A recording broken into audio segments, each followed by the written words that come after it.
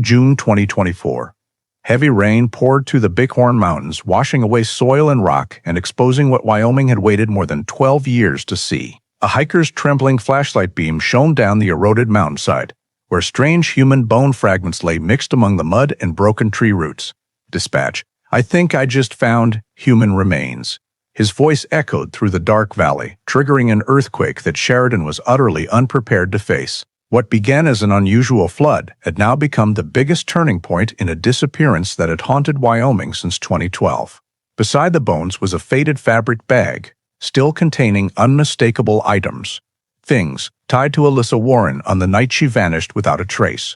Alyssa, the 29-year-old woman last seen stepping into her Subaru Forester after her shift at the fitness center in Sheridan, then dissolving into the darkness as if she had never existed. For 12 years, her disappearance left only unanswered questions. A car abandoned in the wilderness mountains. No footprints, no final call, no desperate message. A half-eaten dinner. A family that couldn't sleep. A town familiar with quiet, but not with this kind of emptiness. Before we continue this shocking story, take a second to hit subscribe and like the video, because it's you who helps bring seemingly forgotten cases back into the light. And you won't want to miss the next twists in this journey. The discovery of remains in the Bighorns wasn't just a new piece. It was the first domino in a chain of events that would peel back secrets buried for over a decade, things Sheridan thought had been entombed beneath snow and silence. Because when authorities began piecing together the forensic fragments, what they found did not lead them to an anonymous drifter, a strange passerby, or some shadow lurking in the woods. It led back to someone Sheridan knew very well. Someone they had once trusted. Someone who had lived among them for years with an unimaginable secret. The Alyssa Warren case is not just a mystery finally touched after more than 10 years. It is proof of the persistence of investigators who refuse to let time kill the truth, and of the power of modern forensic science in giving voice back to victims who have been silent for too long. This is also the story of a community divided since that fateful November night when suspicion spread like wildfire in the Wyoming wind.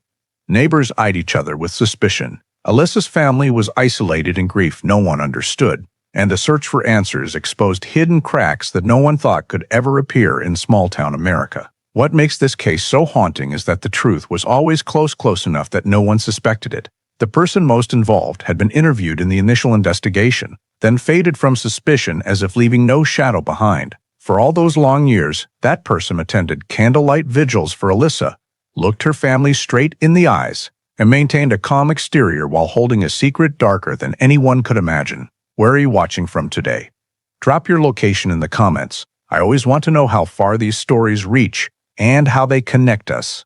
Tonight, we go back to November 2012, tracing Alyssa's final footsteps minute by minute, and uncovering the chain of events that turned a seemingly silent disappearance into one of Wyoming's most shocking cold cases.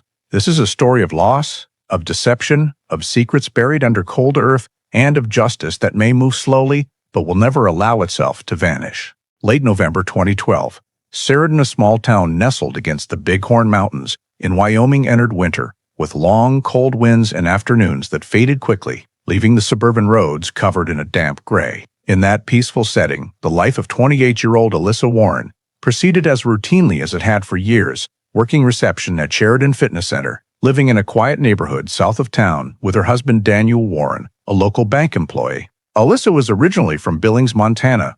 Her family maintained daily contact and visited regularly when possible. On the last day of the month, Alyssa's shift ended at 7 p.m. Following her usual routine, she left the reception desk, chatted briefly with coworkers, then walked to the parking lot under the dim yellow lights of the fitness center. Surveillance cameras captured her opening the door of her silver Subaru Forester, placing her bag on the passenger seat, getting into the driver's seat, and closing the door at 7:32 p.m. This was the last confirmed sighting of Alyssa in public. The next morning at Sheridan Fitness Center, the morning shift reported that Alyssa had not arrived on schedule. She hadn't called in sick, nor responded to messages from her manager. Daniel, at home, said Alyssa had not returned after her evening shift, an event that had never happened before. No one could reach her. Her phone was off or out of coverage area. By noon, the prolonged lack of contact was too much for her family in Billings to wait any longer. They immediately drove the 240 kilometers to Sheridan to check themselves. Alyssa's apartment was still locked as it had been the previous night.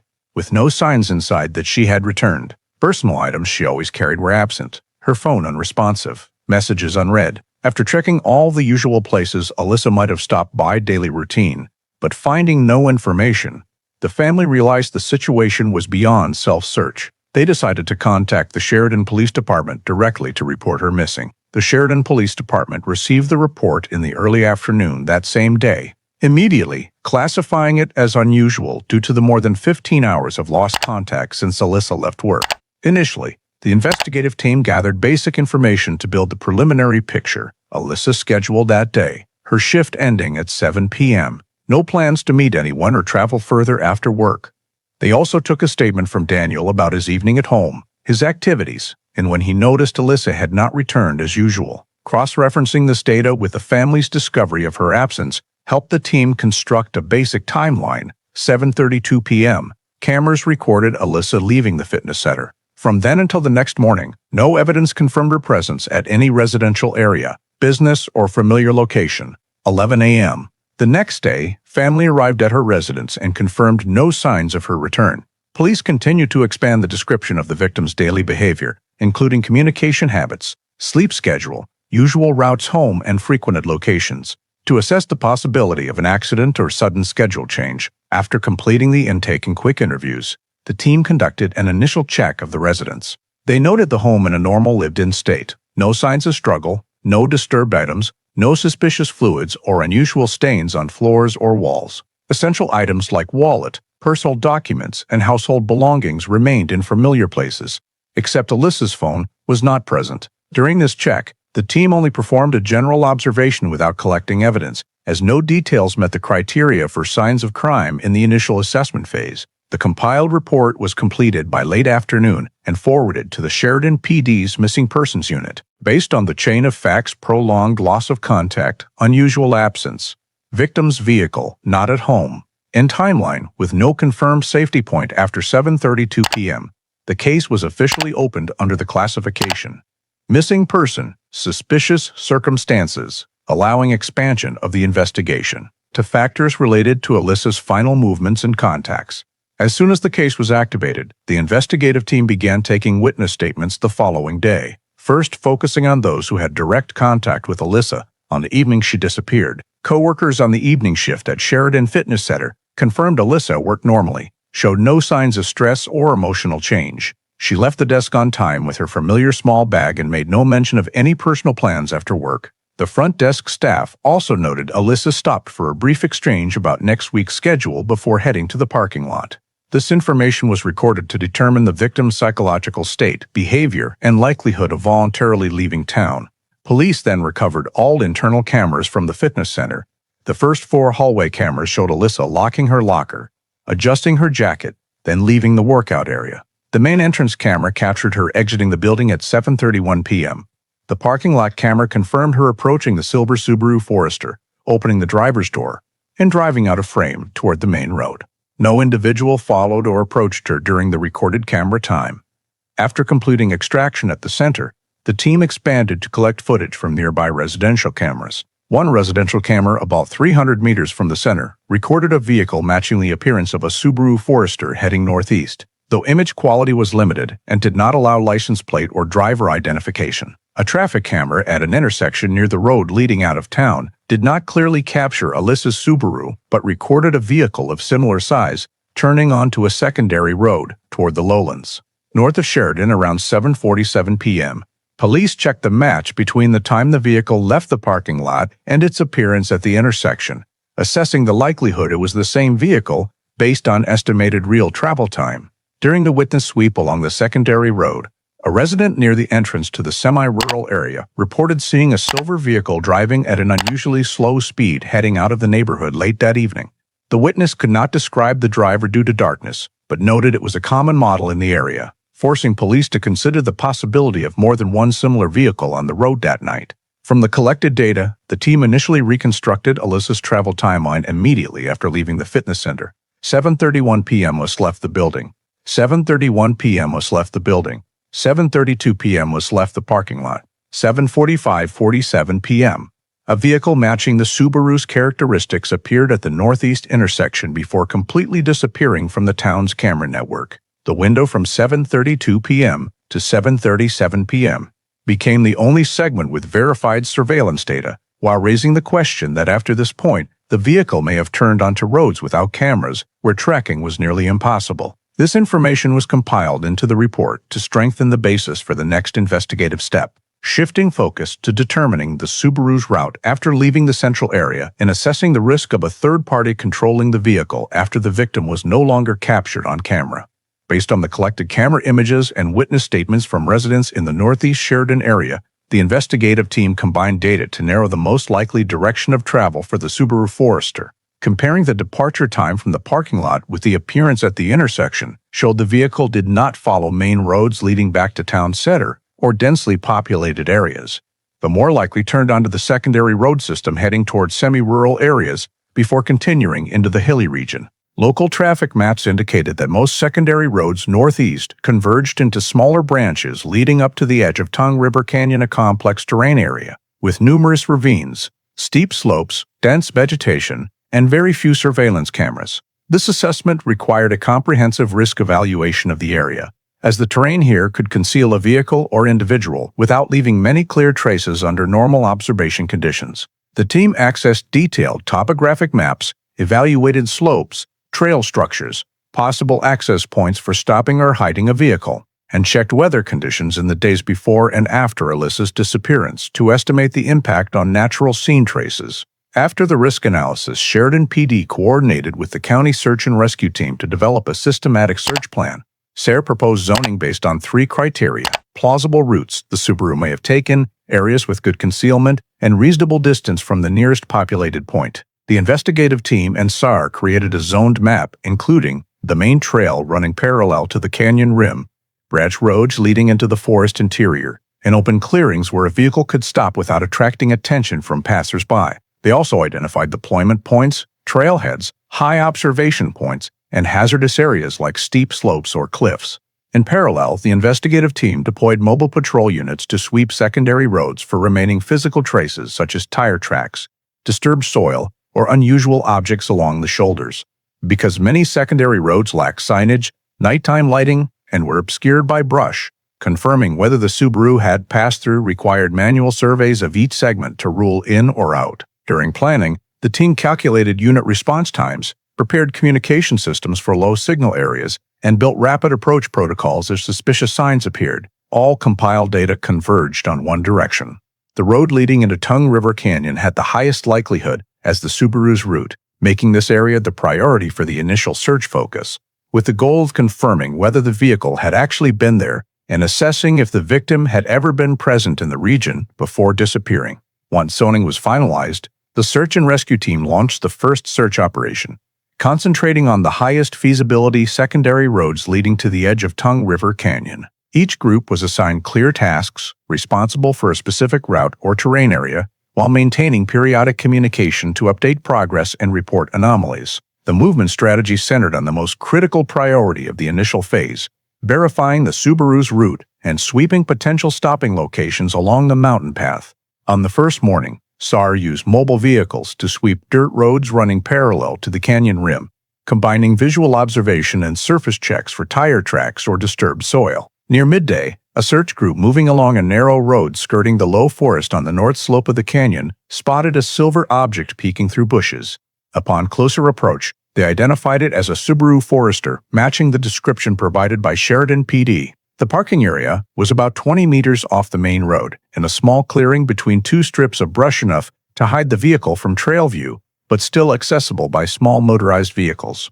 SAR immediately cordoned off a radius around the vehicle, limiting entry to avoid altering the scene that might contain traces related to the disappearance. The investigative team was notified and arrived to document the vehicle's condition. The Subaru was noted parked nearly parallel to the trail, wheels not stuck, steering wheel turned slightly right as if completing a short turn. The ground beneath was dry, no signs of towing or pushing, indicating the vehicle arrived under its own power rather than being transported otherwise.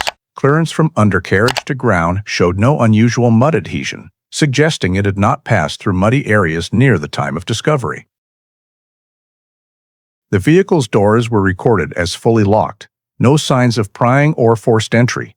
Windows intact, no scratches or cracks, indicating no vandalism during movement or abandonment. The team conducted a quick external inspection of the body. No major collisions, no clear fingerprints on doors or glass under normal viewing conditions. Surrounding ground lacked distinct footprints, possibly due to hard surface and thick fallen leaves blending traces into the natural background. About 5 meters behind the vehicle was softer soil.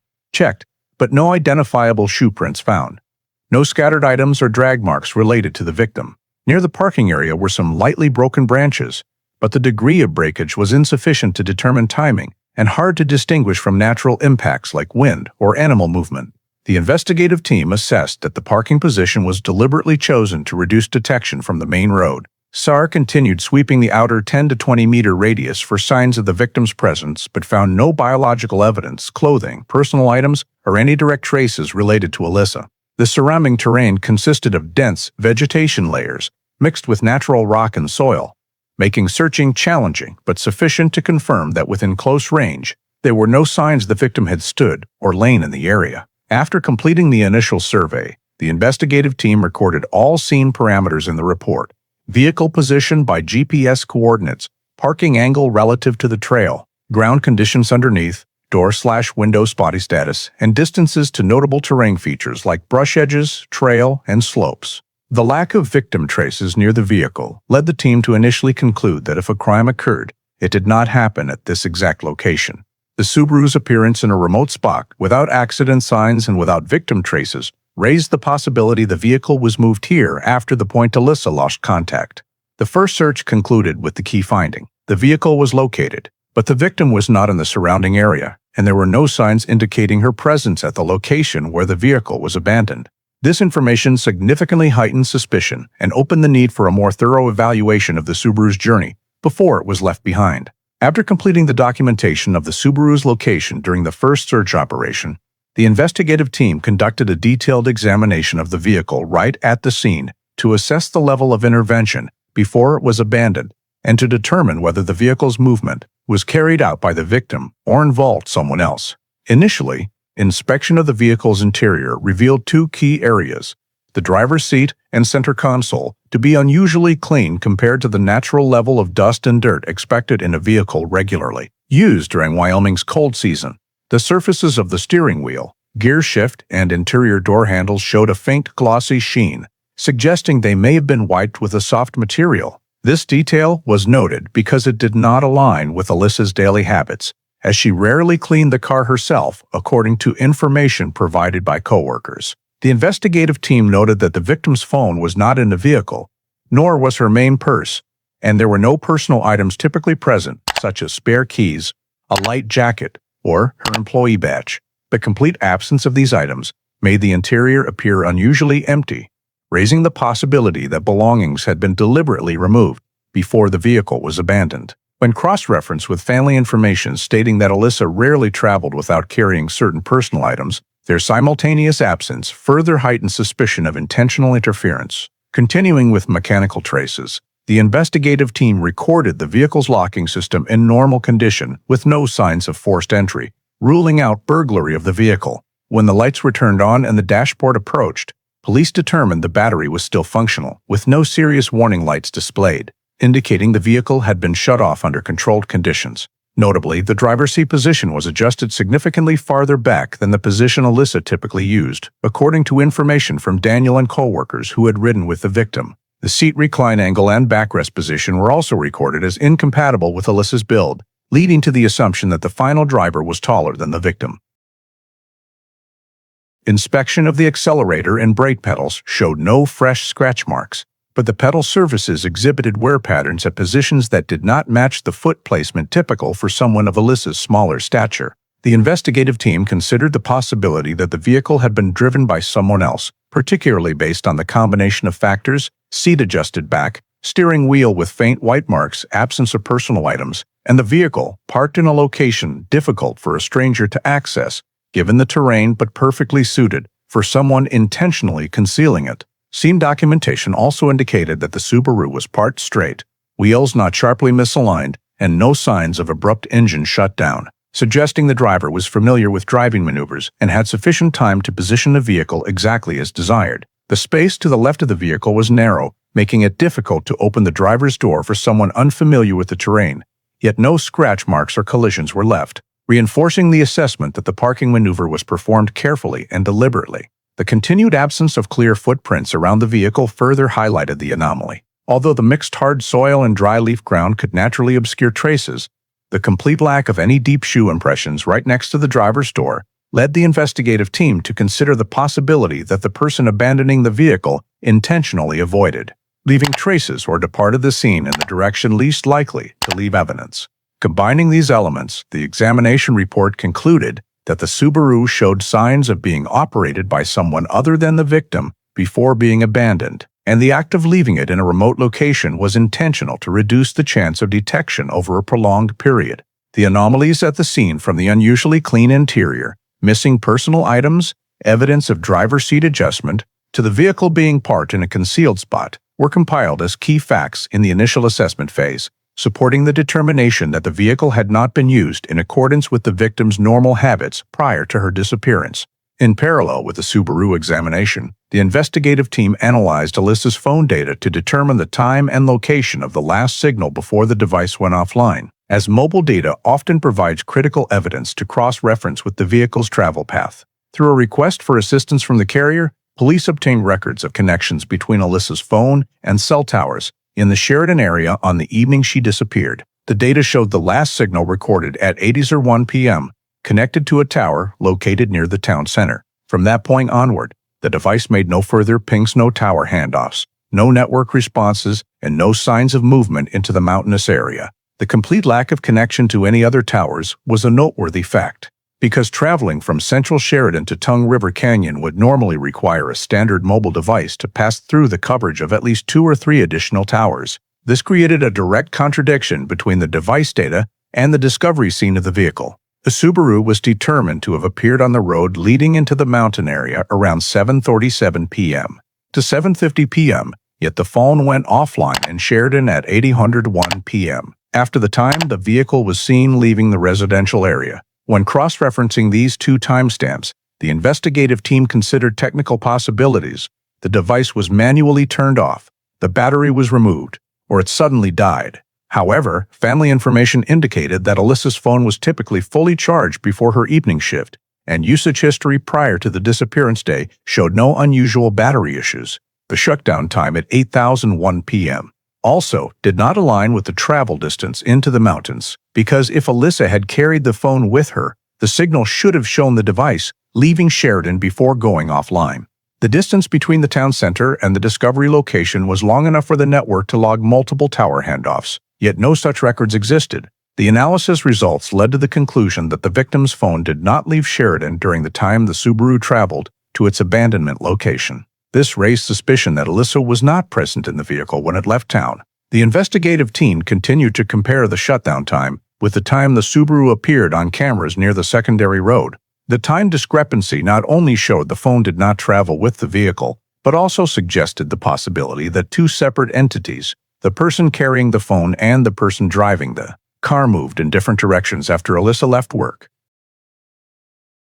The degree of contradiction between the device data and the scene was rated high, as phone data is difficult to falsify under normal conditions and accurately reflects the device's approximate location at each moment. There were no signs of signal loss due to weak coverage, as the Sheridan area has extensive tower coverage, especially on routes leading out of town. From all the analyses, the investigative team recorded that the phone's journey and the Subaru's journey diverged right from the start, and the lack of alignment between the two data paths made the hypothesis that Alyssa left Sheridan in her own Subaru far less plausible. This was considered one of the first pieces of evidence strengthening the suspicion that the vehicle was driven by someone else, and that its appearance in Tongue River Canyon did not reflect the victim's actual journey on the evening she disappeared. From the conclusion that Alyssa's phone did not travel with the Subaru, the investigative team shifted focus to reconstructing the vehicle's route through out-of-town traffic cameras and private cameras along the secondary roads leading to the outskirts of Sheridan.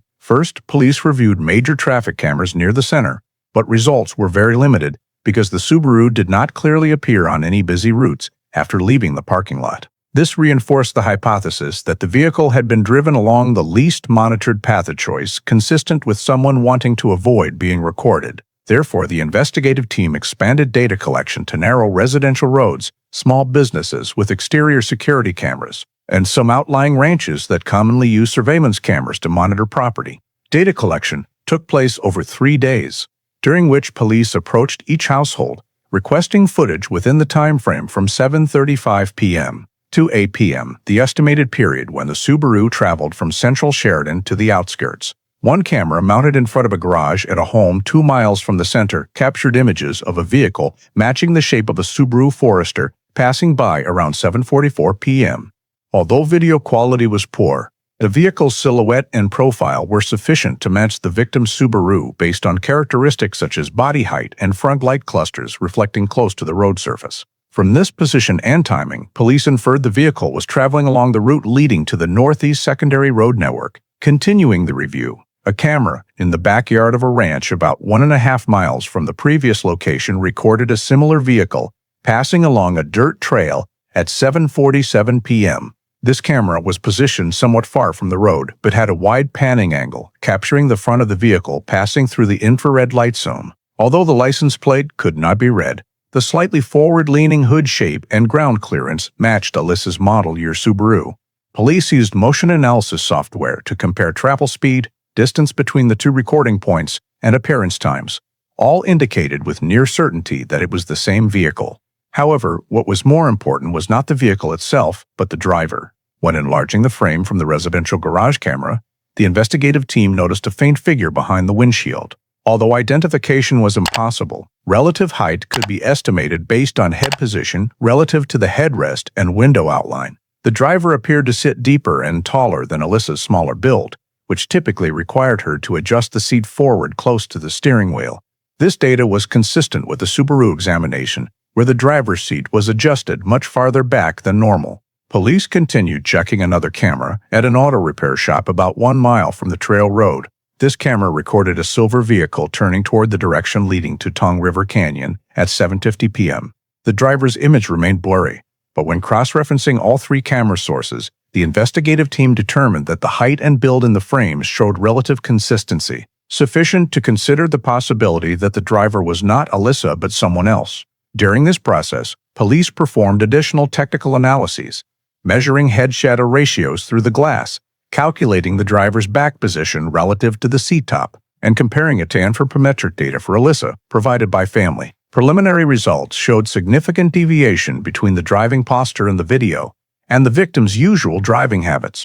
Although the blurry video did not allow identification of the driver, it was sufficient to rule out the high likelihood that Alyssa was operating the vehicle on the segment from central Sheridan to the outskirts. Police noted that the route the Subaru took was rarely used in the evening, had no streetlights, and included many narrow curves. Someone unfamiliar with the roads would have difficulty driving at the stable speeds seen in the video, whereas someone deliberately avoiding camera systems would easily choose this route. The vehicle's continuous appearance in 3 cameras along the same path and its complete disappearance from all camera systems after turning onto the road leading to the canyon rim increased suspicion that the driving behavior had been planned or at least purposeful, rather than the result of getting lost or natural accident.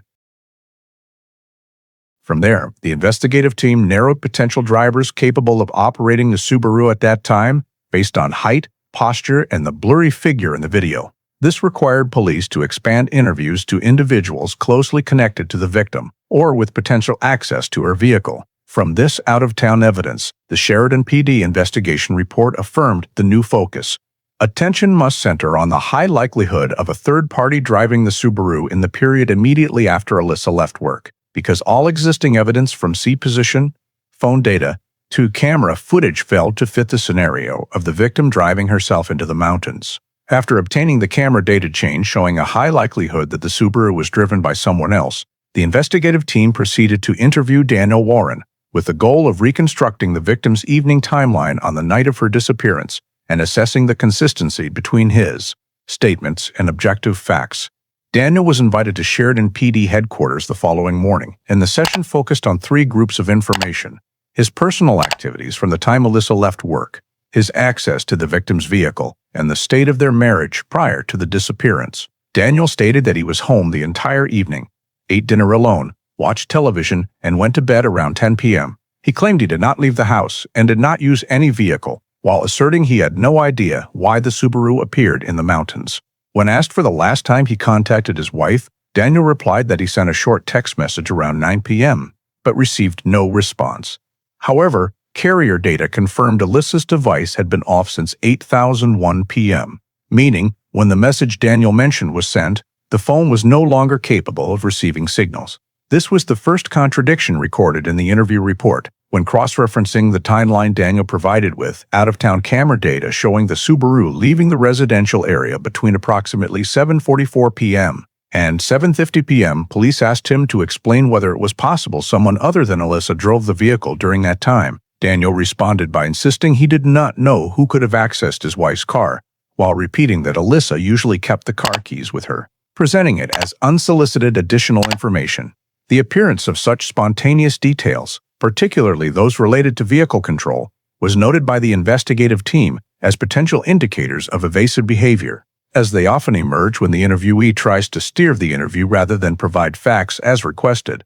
Additionally, Daniel described that Alyssa had no habit of heading into the mountains after work and suggested she might have wanted to drive to relax before coming home, a hypothesis never mentioned by any witness and lacking basis in the victim's routine, according to family information. Police recorded this as the second contradiction, because the explanation did not fit the sequence of events documented by cameras. To assess Daniel's potential involvement in driving the Subaru, the investigative team asked about his driving habits, the seat position he typically adjusted, and his familiarity with outlying roads. Daniel admitted occasionally using his wife's Subaru when his own vehicle had issues, but stated that recently he mainly used his personal vehicle. However, when asked to describe Alyssa's driver's seat position compared to his, Daniel answered vaguely, only saying she sits closer to the wheel. This was insufficient to explain why the Subaru's driver's seat at the scene was adjusted much farther back than Alyssa could have used. When asked about his familiarity with Tongue River Canyon, Daniel replied he had been there a few times on short outings, but denied traveling to the area in the month leading up to the disappearance. Daniel's familiarity with the forested mountain terrain became a notable factor in the report because it showed he had the capability to drive to a remote location without navigational difficulty consistent with the driver's behavior shown in the camera data. During the interview, the investigative team also observed Daniel's nonverbal behavior. He frequently gave roundabout answers on questions related to the period from 7:30 p.m. to 10:00 p.m., the timeframe matching when the Subaru appeared on 3 out-of-town cameras and was found abandoned the next day. When asked who might have had motive to move Alyssa's vehicle, Daniel did not provide any specific name, but instead offered a general comment that someone might have stolen the car. This statement was deemed difficult to reconcile because there were no signs of lock tampering or attempted break-in. The interview report also noted another unsolicited detail. Daniel mentioned that Alyssa had been forgetting to lock the car doors lately, even though the question was unrelated to the victim's locking habits. Providing unprompted information increased suspicion that Daniel was attempting to preemptively explain possibilities police might raise. From the entire course of the interview, the investigative team determined that Daniel's statements contained multiple inconsistencies with objective facts: the phone shutdown time, the Subaru's travel route, the driver's seat position in the vehicle, and his level of familiarity with the mountain terrain. These contradictions were not sufficient to conclude criminal conduct, but were enough for police to place Daniel in the group of individuals with potential access to the Subaru on the night of the disappearance. Therefore, the final summary report from the interview emphasized that the possibility Daniel drove the victim's vehicle during the period when the Subaru left Sheridan could not be ruled out and needed continued verification through other data sources, particularly those capable of directly cross-referencing with the timeline Daniel provided. After the first interview with Daniel and the recording of numerous inconsistencies in his statements, the investigative team expanded the scope of inquiry into the social relationships of both the victim and her husband to identify potential motives or factors that could help explain the movement of the Subaru on the night of the disappearance. Initially, police compiled a list of individuals who had close contact with Alyssa in the past 6 months, including co-workers at the fitness center, close friends, neighbors in the same neighborhood, and family members in Billings. The list was also extended to individuals with direct or indirect connections to Daniel, bank coworkers, social acquaintances, and those who had interacted with the couple in local community activities. The investigative team's goal was to determine the stability of the family life, the level of conflict, if any, and social factors that might have influenced behavior leading up to Alyssa's disappearance. Police first interviewed Alyssa's coworkers, as this group had daily contact with her and was most likely to observe changes in her psychological state or personal issues. Several coworkers confirmed that in the weeks leading up to the disappearance, Alyssa appeared more tired than usual, but did not share details about the cause. No one noted signs of work-related stress or any intention to change jobs. They described Alyssa as an organized person who regularly kept in touch with her family and rarely made sudden changes to her routine characteristics that reinforced the assessment that her disappearance was unlikely to be voluntary. Next, police interviewed Alyssa's close friends to gain further insight into her mental state and marital situation. One close friend reported that Alyssa had mentioned feeling distant from Daniel in recent months, but she did not mention any serious arguments. However, friends noted that Alyssa occasionally avoided going into depth on the topic, a detail the investigative team added to the file for cross-referencing with information from other sources. Interviews with neighbors provided additional data. Some had overheard minor arguments between the Warrens in the evenings, but nothing at the level of violence or prolonged duration. Still, the frequency of arguments was described as increasing this year, which helped police identify a greater degree of family conflict than Daniel had described during his interview. From there, the focus expanded to Daniel's relationships to assess whether any external factors contributed to marital tension. Bank coworkers confirmed that Daniel was sociable, but sometimes spent time outside work hours with a small group that Alyssa did not know. When asked specifically, a barista at a coffee shop near the bank said she had seen Daniel with a young woman in the afternoons, though she could not identify her. The investigative team contacted individuals from Daniel's list of social acquaintances and quickly identified a woman named Sienna Cole, who had been a co-worker of Daniel at a previous branch. When invited for questioning, Sienna admitted that she and Daniel had close interactions during the time he transferred branches but denied any current relationship. However, several points in her statement, such as Daniel frequently texting after hours and mentioning feeling no longer compatible with his wife, suggested a level of intimacy beyond typical co-worker relations. Police assessed this as a sign of a potential extramarital relationship, a factor that could contribute to emotional tension as a motive. Additionally, when cross-referencing statements from Alyssa's friends with Sienna's statement, the investigative team noted consistency. Both sides described recent signs of marital strain, while Daniel presented it as no major issues. This discrepancy became a key point in evaluating the reliability of Daniel's statements compared to independent witnesses. Beyond Sienna, the investigative team examined Daniel's social media interactions and found some personal conversations with other women, though not enough to confirm relationships beyond social acquaintance. Nevertheless, the existence of these interactions was recorded in the file because they demonstrated a pattern of maintaining multiple opposite-sex relationships, reinforcing the assessment that Daniel may have been seeking connection outside the marriage. Meanwhile, police continued reviewing Alyssa's communication data to determine whether she had expressed any concerns about her family situation before disappearing. There were no direct messages revealing threats or risks, but a short note in her phone gym schedule and upcoming work showed she had no plans to suddenly leave town or change her lifestyle in the near term. Police recorded this to rule out the scenario of Alyssa voluntarily departing. From all the data collected during this expanded social investigation phase, the investigative team identified three key factors. The marriage between Alyssa and Daniel was under more strain than Daniel described. There was a potential extramarital relationship between Daniel and Sienna, and there was an absence of any element suggesting Alyssa had motive to voluntarily abandon her current life. Collectively, these factors were assessed as sufficient to consider Daniel a person with potential motive in the context of the victim's suspicious disappearance and the unusual abandonment of the vehicle. After completing the expanded social relationship investigation and solidifying the assessment of a likely third party driving the Subaru, Sheridan PD coordinated with a search and rescue team to launch a second, broader search operation focused on the rugged terrain areas of the Bighorn Mountains to determine the possibility of the victim's presence in the region, or to discover supporting evidence. The focus of the second search was placed on areas deeper than the Subaru's discovery location, beginning with establishing main travel lines extending from the dirt trail leading up into the mountains to deep ravines, narrow valleys, and areas rarely accessed by locals or hikers. SAR divided manpower in a concentric model, using the Subaru's position as the center and expanding the search radius from 250 meters to 2 kilometers. Due to the complex terrain, the search team employed a combined approach: foot travel, inline formations through dense areas, specialized vehicles on wider segments, and drones to scan overly steep or dangerous zones. Each SAR group carried positioning equipment, topographic maps, first aid kits, and scene marking tools to ensure accurate documentation of any findings. As they advanced deeper into the edge of the Bighorn Mountains, the difficulty of the search increased markedly. Thick vegetation mixed with jagged rock patches created a natural cover, making remote observation nearly impossible. SAR teams had to move slowly, sweeping meter by meter for signs potentially related to the victim, such as fabric scraps, drag marks, shoe prints, or small items. However, the thick layer of dry leaves and accumulation of naturally broken branches made distinguishing foreign traces from natural impacts extremely challenging, requiring experienced searchers familiar with wilderness terrain.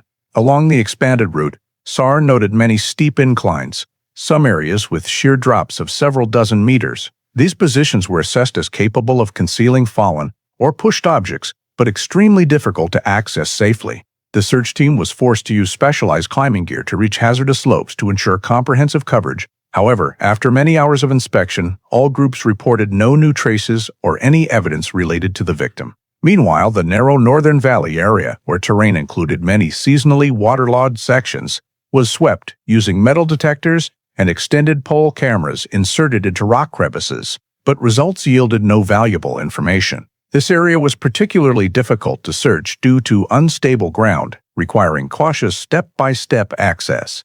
In the wider radius, Erasi on 1. Without striped brishes, temporary vehicle stops or rest spots, such as flat clearings or small hidden turnoffs behind brush. These locations were often chosen for observation because they could preserve tire tracks or footprints, but at all evaluated positions, the search team found no fresh signs related to human presence near the time of the victim's disappearance. The few tire tracks discovered were heavily weathered, impossible to date, and did not match the Subaru's tire pattern. During the search, SAR also deployed cadaver dogs to increase the chance of detecting residual biological scent. However, windy terrain conditions, high humidity, and the long time elapsed since Alyssa's disappearance made scent tracking ineffective. The dogs could not follow any distinct trail, and minor reactions at a few scattered points were deemed unreliable because they could not distinguish old human scent from scent left by previous hiking groups in the area. When the radius was expanded to 2 kilometers from the Subaru's position, SAR concluded that across the entire swept area, there was no clear evidence suggesting the victim had ever been present or moved through here. This led the investigative team to record that the second search produced no direct evidence and reinforced the determination that if a crime occurred, the primary scene was not at the vehicle abandonment location. The terrain factors, dense, rugged, and difficult to access, made hiding or moving a body in the area complex and hard to execute without leaving obvious traces. The lack of new evidence in the wide radius indicated that the Subaru's presence in the Bighorn Mountains was likely a deliberate diversion point rather than the site of the victim's incident. All data obtained during the second search was compiled into the investigation report, with the conclusion that the supplemental search range provided no clues about the victim's location or related evidence, but played an important role in ruling out the surrounding area of the Subaru as the primary event site in the disappearance sequence. After completing the second search and obtaining no new evidence, Sheridan PD proceeded to compile all data from the initial investigation phase to evaluate the actual progress of the case and identify serious gaps hindering a clear conclusion. The summary report began with 4 major data groups: the Subaru abandoned in a remote area of the Bighorn Mountains, phone data showing Alyssa's device did not leave Sheridan during the vehicle's movement, Daniel's statement containing multiple inconsistencies and low reliability, and social information revealing marital conflict as well as the possibility of an extramarital relationship, a factor commonly noted as a potential motive in suspicious disappearances. Analysis of the Subaru showed intentional driving, parking in a hard-to-detect location, unusually clean interior, and driver's seat adjusted incompatibly with Alyssa's build. These facts significantly reduced the likelihood that the victim drove herself into the mountains. Out-of-town camera data reinforced the hypothesis that the driver had a taller build than Alyssa and some familiarity with the route to the remote area. Meanwhile, the phone data, a technically highly reliable element, showed the device completely ceased activity while still in Sheridan, creating a clear separation between the vehicle's journey and the victim's journey. This was one of the key contradictions of the investigation phase. If Alyssa was not in the vehicle when the Subaru left town, the question arose as to where she was and what happened before the device shut down. In parallel, Daniel's statements continued to heighten suspicion. Although there was no direct incriminating evidence, Daniel provided much unsolicited information not directly related to questions, exhibiting classic signs of evasion in interviews. The critical time frame from 7:30 p.m. to 10 p.m., the most important in the timeline, was not described consistently by him when cross-referenced with objective data, especially considering the Subaru's appearances on multiple cameras during hours Daniel claimed to be only at home. Information from friends, co-workers, and neighbors showed the couple's marriage was less stable than Daniel presented. Some witnesses reported increased tension recently, along with Daniel's intimate interactions with Sienna Cole, leading police to record the social motive factor in the investigation report. However, despite overlapping indirect evidence, the case still lacked two crucial components to reclassify as homicide: the victim's body and direct evidence proving harmful conduct. SAR had expanded the search beyond a 2-kilometer radius from the Subaru, but found no material signs related to the victim's presence: no clothing, no personal items, no trackable biological scent. The complete absence of traces at the vehicle abandonment area made it difficult for police to determine whether this was a secondary scene or merely a chosen diversion site. Another significant gap was the lack of any witness seeing Alyssa leave Sheridan in any direction beyond the parking lot camera data. There was no information proving she ever approached outlying roads, let alone evidence she left town under her own volition. From this, the investigative team concluded that existing elements were sufficient only to classify the disappearance as suspicious in nature, but insufficient under legal criteria to classify it as a suspected homicide, as there was no direct indication the victim had been harmed or killed. Although signs of foul play appeared in many aspects: vehicle movement behavior, device data, contradictory statements, suspected social motive, all remained circumstantial evidence, not weighty enough to open a homicide file under Wyoming standards at the time. The Phase 1 summary report was finalized with the assessment that the case had reached an impasse: lack of a body to confirm the victim's status, lack of clear scene traces, lack of direct witnesses, and lack of behavioral data attributable to any individual. Sheridan PD concluded that, under current standards, the case did not yet qualify for upgrade to a death investigation and must continue to be handled as a missing person under suspicious circumstances, constraining subsequent investigative steps by legal and technical limits. After completing the summary report of the first investigation phase and determining the case had entered a serious impasse, Sheridan PD held a meeting to evaluate the file's priority level and decide on next handling directions. In the county case management system, missing persons cases are classified into varying priority levels based on criteria: risk of harm to the victim, presence of direct evidence, frequency of new traces, and clarity of criminal elements. Alyssa Warren's case showed many suspicious signs, but lacked key legal foundations to elevate priority. The abandoned vehicle, a potential indicator of crime, was not accompanied by any biological traces. Phone data was suspiciously interrupted, but did not prove coercion or assault. Daniel's statements contained inconsistencies but fell short of the threshold for strong legal action such as search warrants for the home, personal vehicles, or restrictions on movement. During the meeting, the lead investigator presented a risk assessment: high likelihood Alyssa met with harm, but no element confirmed death or assault. Under Wyoming regulations, search warrants and arrest warrants can only be issued with direct evidence or a strong chain of circumstantial evidence sufficient to convince a judge that a crime likely occurred. In this case, all evidence was circumstantial, circuitous, not tightly linked, and not demonstrating criminal outcome at the time of investigation. The PD legal team concluded that attempting to obtain a search warrant based on current facts had a very high chance of denial and could even result in the investigation being deemed overreach. On the other hand, the absence of a body or any direct evidence related to the victim prevented police from proving harm or imminent danger, a core element for upgrading from missing person to serious criminal investigation. Continuing the investigation without necessary legal tools would waste resources without realistic results. Therefore, Sheridan PD reconsidered resource allocation. Other cases awaited processing, while the Alyssa case had provided no specific leads after more than 2 weeks of continuous investigation. Based on the lead investigator's report, PD leadership unanimously agreed that Alyssa's disappearance should be moved to open but inactive status, meaning the file remained open and retained in the system as an unsolved case, but no longer received priority assignment of direct investigative manpower until new information or evidence emerged. This decision was explained on 3 main grounds. 1. No direct evidence confirming a crime had occurred. 2. No ability to expand investigation under current law preventing additional searches or compelled interviews. 3. Resources needed allocation to cases with progress or active community harm risk. In internal records, Sheridan PD noted that foul play was not ruled out, but all investigative efforts had reached insurmountable legal limits. The lead investigator emphasized that pushing forward without basis risked procedural violations and rendering future evidence inadmissible in court.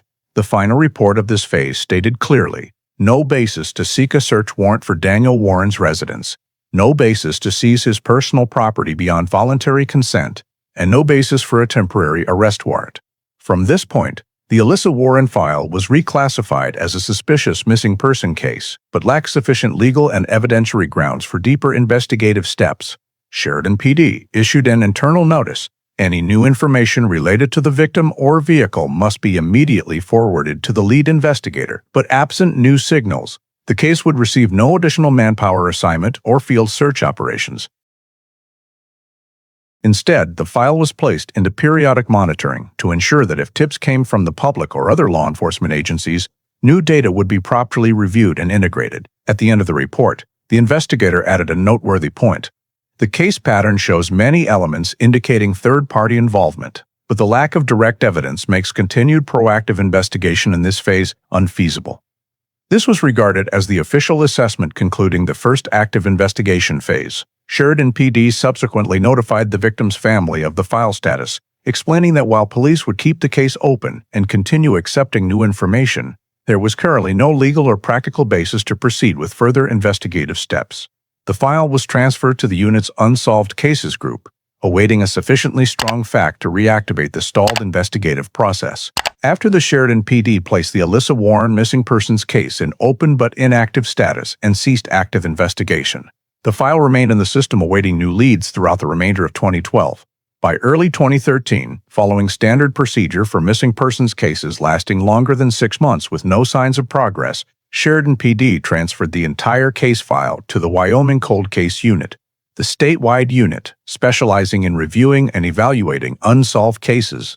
The transfer process included all Phase 1 investigative materials, interview transcripts of Daniel and witnesses, phone data analysis reports, Subaru examination reports, all off-street and gym center camera footage, SAR search maps, scene documentation, and risk assessment conclusions. Related physical evidence, including samples collected from the Subaru such as fabric fibers, surface dust, suspected biological traces along with carrier technical records and camera image data, was also sealed and transferred following chain of custody protocols. The Cold Case Unit accepted the file in Q1 2013 and created a classified case profile per state standards. The file was placed in the Missing Person, Suspicious Circumstances, High Uncertainty category, reflecting a situation with numerous anomalous factors but lacking direct evidence. The unit determined that a reevaluation of each investigative item was needed to check for any overlooked points from the initial phase or elements that could be exploited with newer techniques, even if not yet sufficient to immediately reactivate the case. Unit investigators reviewed report contents in sequence, timeline of leaving the gym, off-street camera data, Daniel's statements, SAR search scope, Subaru scene conclusions, and foul play assessment. They noted consistency with Sheridan PD's evaluation that there were no signs the victim had ever been in the area where the vehicle was abandoned, and that phone data weakened the scenario of voluntary departure. However, the Cold Case Unit also determined that all key case data remained circumstantial, with no single piece of evidence strong enough to confirm an assault or death had occurred. Upon deeper analysis of physical evidence, the unit's forensic team identified the biggest weakness.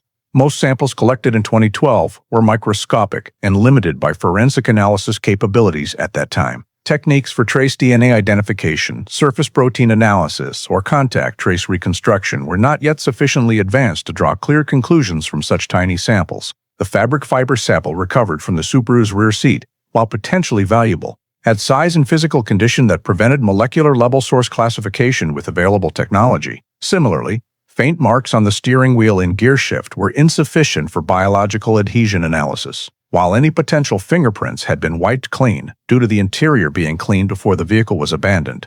Additionally, off-street camera footage captured the vehicle, but was too blurry to identify the driver, and image recovery algorithms of the time were inadequate to improve video quality. Cross-referencing this data, the cold case unit concluded that the case's greatest limitation lay in 2012 forensic capabilities: lack of ability to analyze microtraces in the vehicle, lack of low-quality image processing technology, lack of tools to reconstruct travel paths from cell tower signals, and especially lack of high-sensitivity DNA analysis techniques. The cold case unit issued a summary evaluation report stating that the case had many elements suggesting criminality but lacked two critical components for continued investigation: no body and no direct traces. They placed the file on annual periodic monitoring status, with a note that future forensic technology advancements could create opportunities to reanalyze samples, particularly microtraces on the Subaru and related digital travel data. Identifying these precise technical weaknesses became the basis for the cold case unit's decision to keep the file in pending status rather than closing it permanently, laying the groundwork for potential re-examination when technology could unlock the value of evidence previously deemed insufficient. In the 2013-14 period, after the file was transferred to the Wyoming cold case unit system and underwent preliminary review, the unit's forensic division re-examined all evidence with the goal of determining whether any additional scientific data could be extracted from the original samples. However, from the very first evaluation steps, specialists recorded clear limitations of then-current forensic technology, especially for the microtrace samples from the Subaru, which remained the only remaining focus after field searches yielded no results. For trace DNA samples, lab technicians applied the standard 2013 STR analysis protocol, but DNA concentrations recovered from the steering wheel, gear shift, and interior door handles were too low, dispersed, and lacked sufficient structural characteristics to reconstruct a complete profile. Recovered deposits consisted mainly of mixed environmental dirt, unidentifiable tiny fabric fibers, and significantly degraded biological traces due to the interior having been wiped before the vehicle was abandoned. Low copy number DNA technology capable of analyzing extremely small samples was not yet widely available in Wyoming at that time, and had not been accepted into standard protocols due to high cross-contamination risks. This prevented the lab from producing any DNA results meeting legal standards or sufficient reliability for investigative use. Analysis of fingerprint proteins or residual organic compounds on plastic surfaces was also infeasible, as forensic proteomics had not yet been widely implemented in state-level labs. Additionally, efforts to recover GPS data from the Subaru system on the night Alyssa disappeared reached a dead end. The victim's vehicle model did not have commercial GPS integration, and the vehicle's control module recorded only basic diagnostic data, with no route or coordinate storage capability. Sheridan PD had previously extracted the OBD-IT module for error code analysis, but results showed only normal electrical system function prior to shutdown. In 2013, vehicle motion reconstruction technology from sensor data or voltage changes, then still in research stages, was not mature enough for practical application. Thus, forensics had no ability to reconstruct the Subaru's journey from central Sheridan to the Bighorn Mountains, let alone determine timing or speed of travel. Fuse box and lighting system analysis yielded no clues, as there were no signs of overload, sudden power interruption, or unusual light usage. Both factors confirmed that contemporary forensic technology could not provide data to identify who was driving the vehicle on the night of the disappearance. Efforts to process off-street camera video also encountered severe limitations. Driver images in private cameras were too blurry, noisy, and lacking facial detail, rendering image enhancement software unable to reconstruct shape or identifying features. In 2013, Wyoming lacked access to AI-based motion analysis algorithms available in later years, and body shape recognition methods worked well only with clear parameters for height, posture, or gait elements impossible to determine in blurry, headlight-glared video captured for only a few seconds.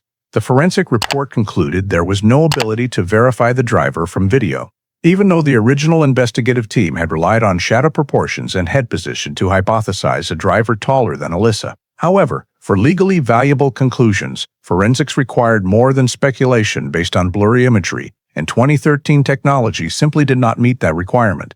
Combining all expert evaluations, the cold case unit emphasized that the greatest limitation was the incompatibility of the case's physical samples and digital data with contemporary forensic technology.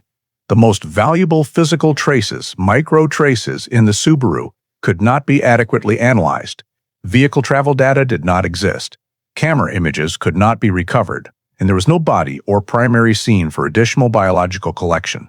From a scientific perspective, the case lacked the entire foundation needed for a breakthrough. The final conclusion in the 2013-14 forensic report stated clearly that 1. All DNA samples from the vehicle were below analyzable thresholds. 2. No DNA profile could be generated to identify the driver or anyone in the vehicle near the time of disappearance. 3. No GPS or equivalent data existed. Available image recovery technology could not identify the driver in camera footage. With these four factors, the cold case unit determined that all forensic avenues had reached dead ends with no feasible progress in the near future. The file therefore remained in the unit's unsolved case list, awaiting forensic technology advancements or new discoveries that could alter investigative status. From 2015 to 2023, the Alyssa Warren missing persons file continued to be maintained by the Wyoming cold case unit in passive monitoring status, but absolutely no new investigative leads emerged. Over nearly a decade, no additional witnesses contacted authorities with new information about the night Alyssa vanished, nor did anyone report anything unusual related to the Subaru, outlying roads, or Daniel Warren, who continued living in the Sheridan community as an ordinary resident. The complete absence of new statements was particularly notable because, per statistics on similar missing persons cases, many are solved through indirect confessions, social conflicts, or secondary witnesses emerging after years. The Alyssa file had none of these elements, deepening the level of impasse. During the same period, the Wyoming cold case unit conducted periodic reviews of the Bighorn Mountains area every 2 to 3 years per standard protocol for missing persons cases potentially linked to rugged terrain. However, every survey failed to uncover new evidence. Combined SAR teams and county forest patrols checked newly expanded recreational trails, seasonal landslide zones, and spots where hikers frequently discover unexpected objects. Still, no item was identified as belonging to Alyssa. No clothing, no personal items, no human bone fragments, nor indirect traces such as jewelry, keychains, or plastic objects. The area's terrain continuously changes due to weather landslides, fallen trees, snow cover, and erosion, but those changes still did not expose any traces. If the victim had ever been in that area, the chance of leaving no detectable traces over a long period was extremely low. This led the cold case unit to an additional key conclusion. No field evidence indicated that the Subaru recovery location was related to the victim. Beyond the lack of physical evidence, all attempts to reactivate digital investigation also yielded no results.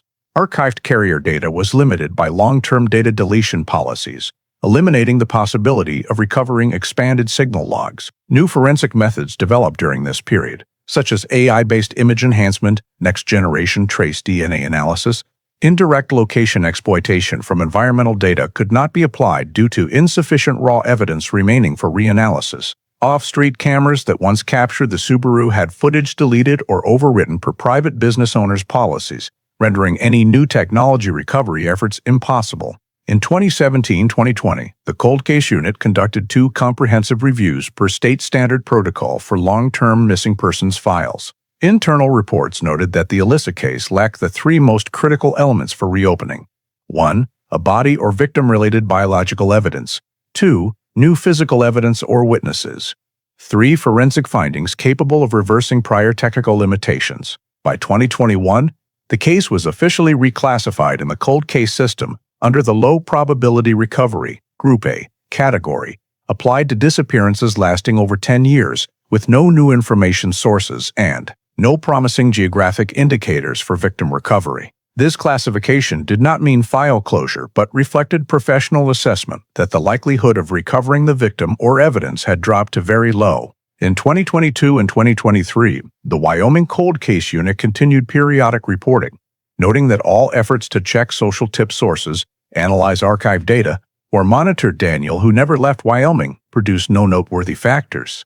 Danny had no criminal record, showed no signs of criminal behavior, was not involved in any serious social conflicts, and no individual came forward to accuse or reference actions related to the disappearance.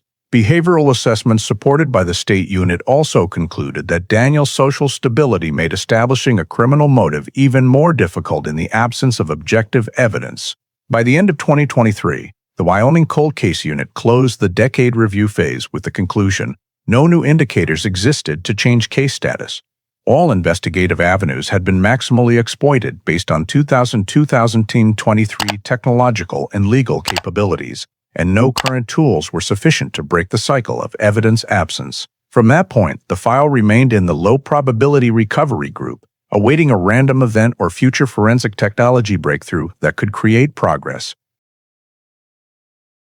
In early summer 2024, after several weeks of unusually heavy rain in the Bighorn Mountains area, a powerful flash flood occurred along the northern mountain slopes, carrying away soil, forest duff, and numerous long-established root sections, significantly altering terrain that had remained stable for many years prior. As waters receded by late June, many areas revealed deeply eroded soil patches, exposing stratigraphic layers unseen since the time of Alyssa Warren's disappearance. In one of the most heavily affected areas, near a side branch of the Elk Ridge Trail, more than 3 kilometers southwest of the original Subaru recovery location, a local hiker discovered an unusual object protruding from freshly washed away soil. A long bone segment, ivory gray in color, partially exposed amid rock debris and broken roots. Noting that the bone shape did not match that of a large animal, the person continued observing the surrounding area and found additional scattered bone fragments within a small radius, along with the dark-colored fabric bag lodged under an uprooted root mass. Recognizing the possibility of human remains, the hiker immediately marked the location and contacted the Sheridan County Emergency Center. The county's first response team arrived within less than an hour, secured the scene, and reported the matter to the Wyoming Cold Case Unit. Upon investigators' arrival, they quickly noted that the newly altered terrain had exposed bone portions in a dispersed state, but their layout was consistent with flash flood erosion, uncovering a natural burial site rather than mechanical relocation or secondary interference. The on-scene forensic team conducted an initial survey. Bone degradation matched prolonged exposure over many years, with no signs of recent animal gnawing, and bone structure indicated an adult human skeleton. The nearby fabric bag was heavily abraded but retained overall shape.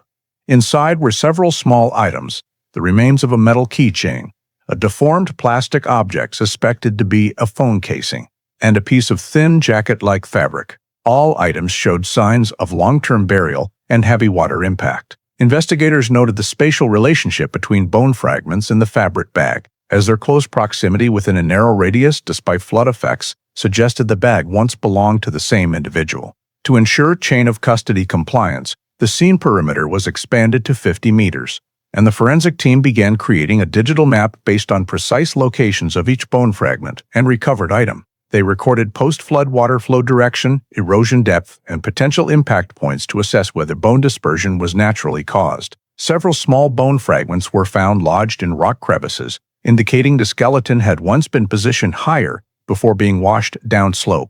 Upon closer bag examination, on-scene forensics noted stitching style and material consistent with popular sport bag lines sold in Wyoming in the early 2010s. The oxidized keychain inside remains sufficiently intact for design identification, opening the possibility of comparison with victim personal records. After completing documentation, the forensic team collected all bone fragments per human remains sampling standards, numbering and packaging them separately for transport to the state lab in Cheyenne. The fabric bag and its contents were collected with anti-contamination gloves and placed in specialized evidence containers to preserve fiber structure or potential surface traces. Before leaving the scene, the Cold Case Unit drafted a preliminary report with a special note that the remains discovery location fell outside the 2012-2013 search perimeter due to excessively steep terrain and no indicators of human presence at that time. This explained why prior searches missed traces and highlighted the role of the natural event in exposing a possible natural or semi-natural burial site that may have existed for over a decade. The discovery of human bones and a fabric bag with associated items marked the first major turning point since Alyssa's 2012 disappearance. Although identity was not yet confirmed, the on-scene report was immediately forwarded to the Wyoming State Crime Lab, where forensic specialists began preparing for bone sample examination, evidence analysis, and comparison with statewide missing persons data. This event promptly removed the Alyssa Warren file from the low-probability recovery group, opening an entirely new investigative direction after nearly 12 years without any reliable leads. At the Wyoming State Crime Lab, the bone samples recovered from the Bighorn Mountain scene were prioritized for processing immediately after chain of custody procedures were completed, marking the first time in 12 years that the Alyssa Warren file had the opportunity to utilize next-generation forensic techniques. 2024 bone DNA analysis technology, based on ancient DNA extraction protocols combined with high-depth sequencing, enabled the recovery of genetic material even from heavily degraded bone samples that 2012-2014 technology could not handle. Lab technicians began by selecting bones with the best mineralization density, typically femurs or tibias, to drill and extract micro quantities of bone powder. This powder underwent multiple decontamination steps to remove environmental DNA, then was placed in a negative pressure extraction chamber to isolate endogenous DNA.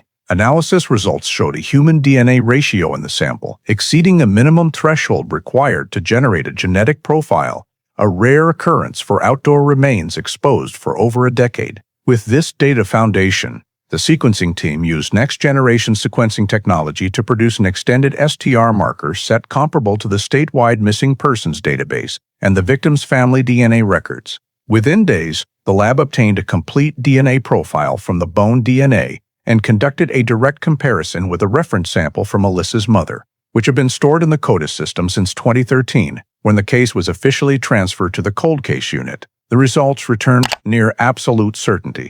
The bone DNA fully matched a first-degree blood relationship to the Warren family. The identification confirmation report was issued shortly thereafter, declaring that the skeletal remains found in the Bighorn Mountains belonged to Alyssa Warren, who disappeared in November 2012. The identification of the remains had immediate legal impact. Sheridan PD and the Wyoming Cold Case Unit simultaneously updated the case status.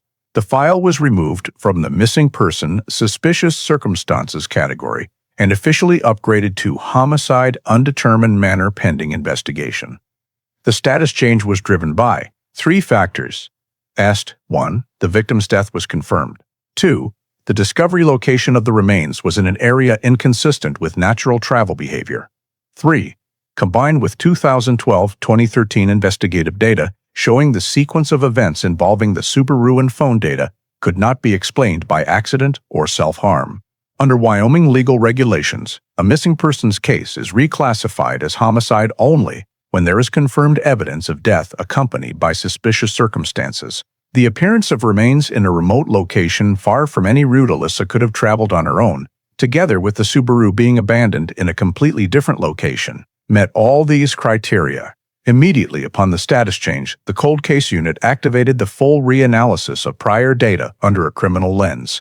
The 2013-2014 forensic reports were placed under re-evaluation with 2024 technology, particularly the microtrace samples from the Subaru that previously could not be analyzed. In parallel, terrain maps, vehicle travel routes, and witness statements were brought back to the investigative table as a logical sequence of homicide rather than disappearance. The initial forensic report on the remains noted that the degree of fragmentation was consistent with prolonged environmental impact and strong water flow, not as the cause of death. No clear traumatic injuries were found on the bones due to many portions being washed away or subjected to harsh natural conditions. However, forensics emphasized that in long-term cases, the absence of trauma does not rule out criminal activity, especially when the circumstances of death and remains location are entirely inconsistent with natural accident. The Wyoming Cold Case Unit prepared a file transfer report to Sheridan PD to initiate criminal investigation steps, establishing links between Alyssa's death and the full range of anomalous behaviors from the night she vanished. Phone data turned off in town, the Subaru driven by someone else, Daniel's conflicting statements, and the previously suspected extramarital relationship. From an unsolvable missing persons case, the Alyssa Warren file officially became a homicide requiring comprehensive investigation. opening a new phase after more than 12 years without answers. At the Wyoming State Crime Lab, immediately after bone DNA confirmed identity, the forensic team specializing in human skeletal analysis examined the skeletal structure to determine whether trauma traces related to the cause of death were present. Most bones were found in a dispersed state due to flash flooding, but many critical fragments, including cervical vertebrae, portions of ribs, clavicles, and pelvic bones, remained sufficiently intact for in-depth analysis. The forensic team first focused on the cervical bones, as this area often retains clear traces in homicides involving strangulation or direct mechanical impact. Under fluorescent lighting and micro-CT imaging, they identified two small fractures on the greater horns of the hyoid bone, the delicate structure beneath the jaw, critical for determining cause of death in suspected strangulation cases. The fracture lines were sharp, with no signs of environmental abrasion on the fracture surfaces, indicating the trauma occurred before natural decomposition of the remains, rather than as a result of flooding. This was the first major forensic finding. Continuing examination of fragments from the right third and fourth ribs, the forensic team recorded two additional curved fracture lines consistent with strong impact force from the front or side. These fractures exhibited characteristics of perimortem trauma, meaning injury occurring near the time of death, while the bone retained biological elasticity. This differed completely from postmortem environmental damage, which typically produces sharp, straight fracture surfaces without deformation or characteristic compression marks.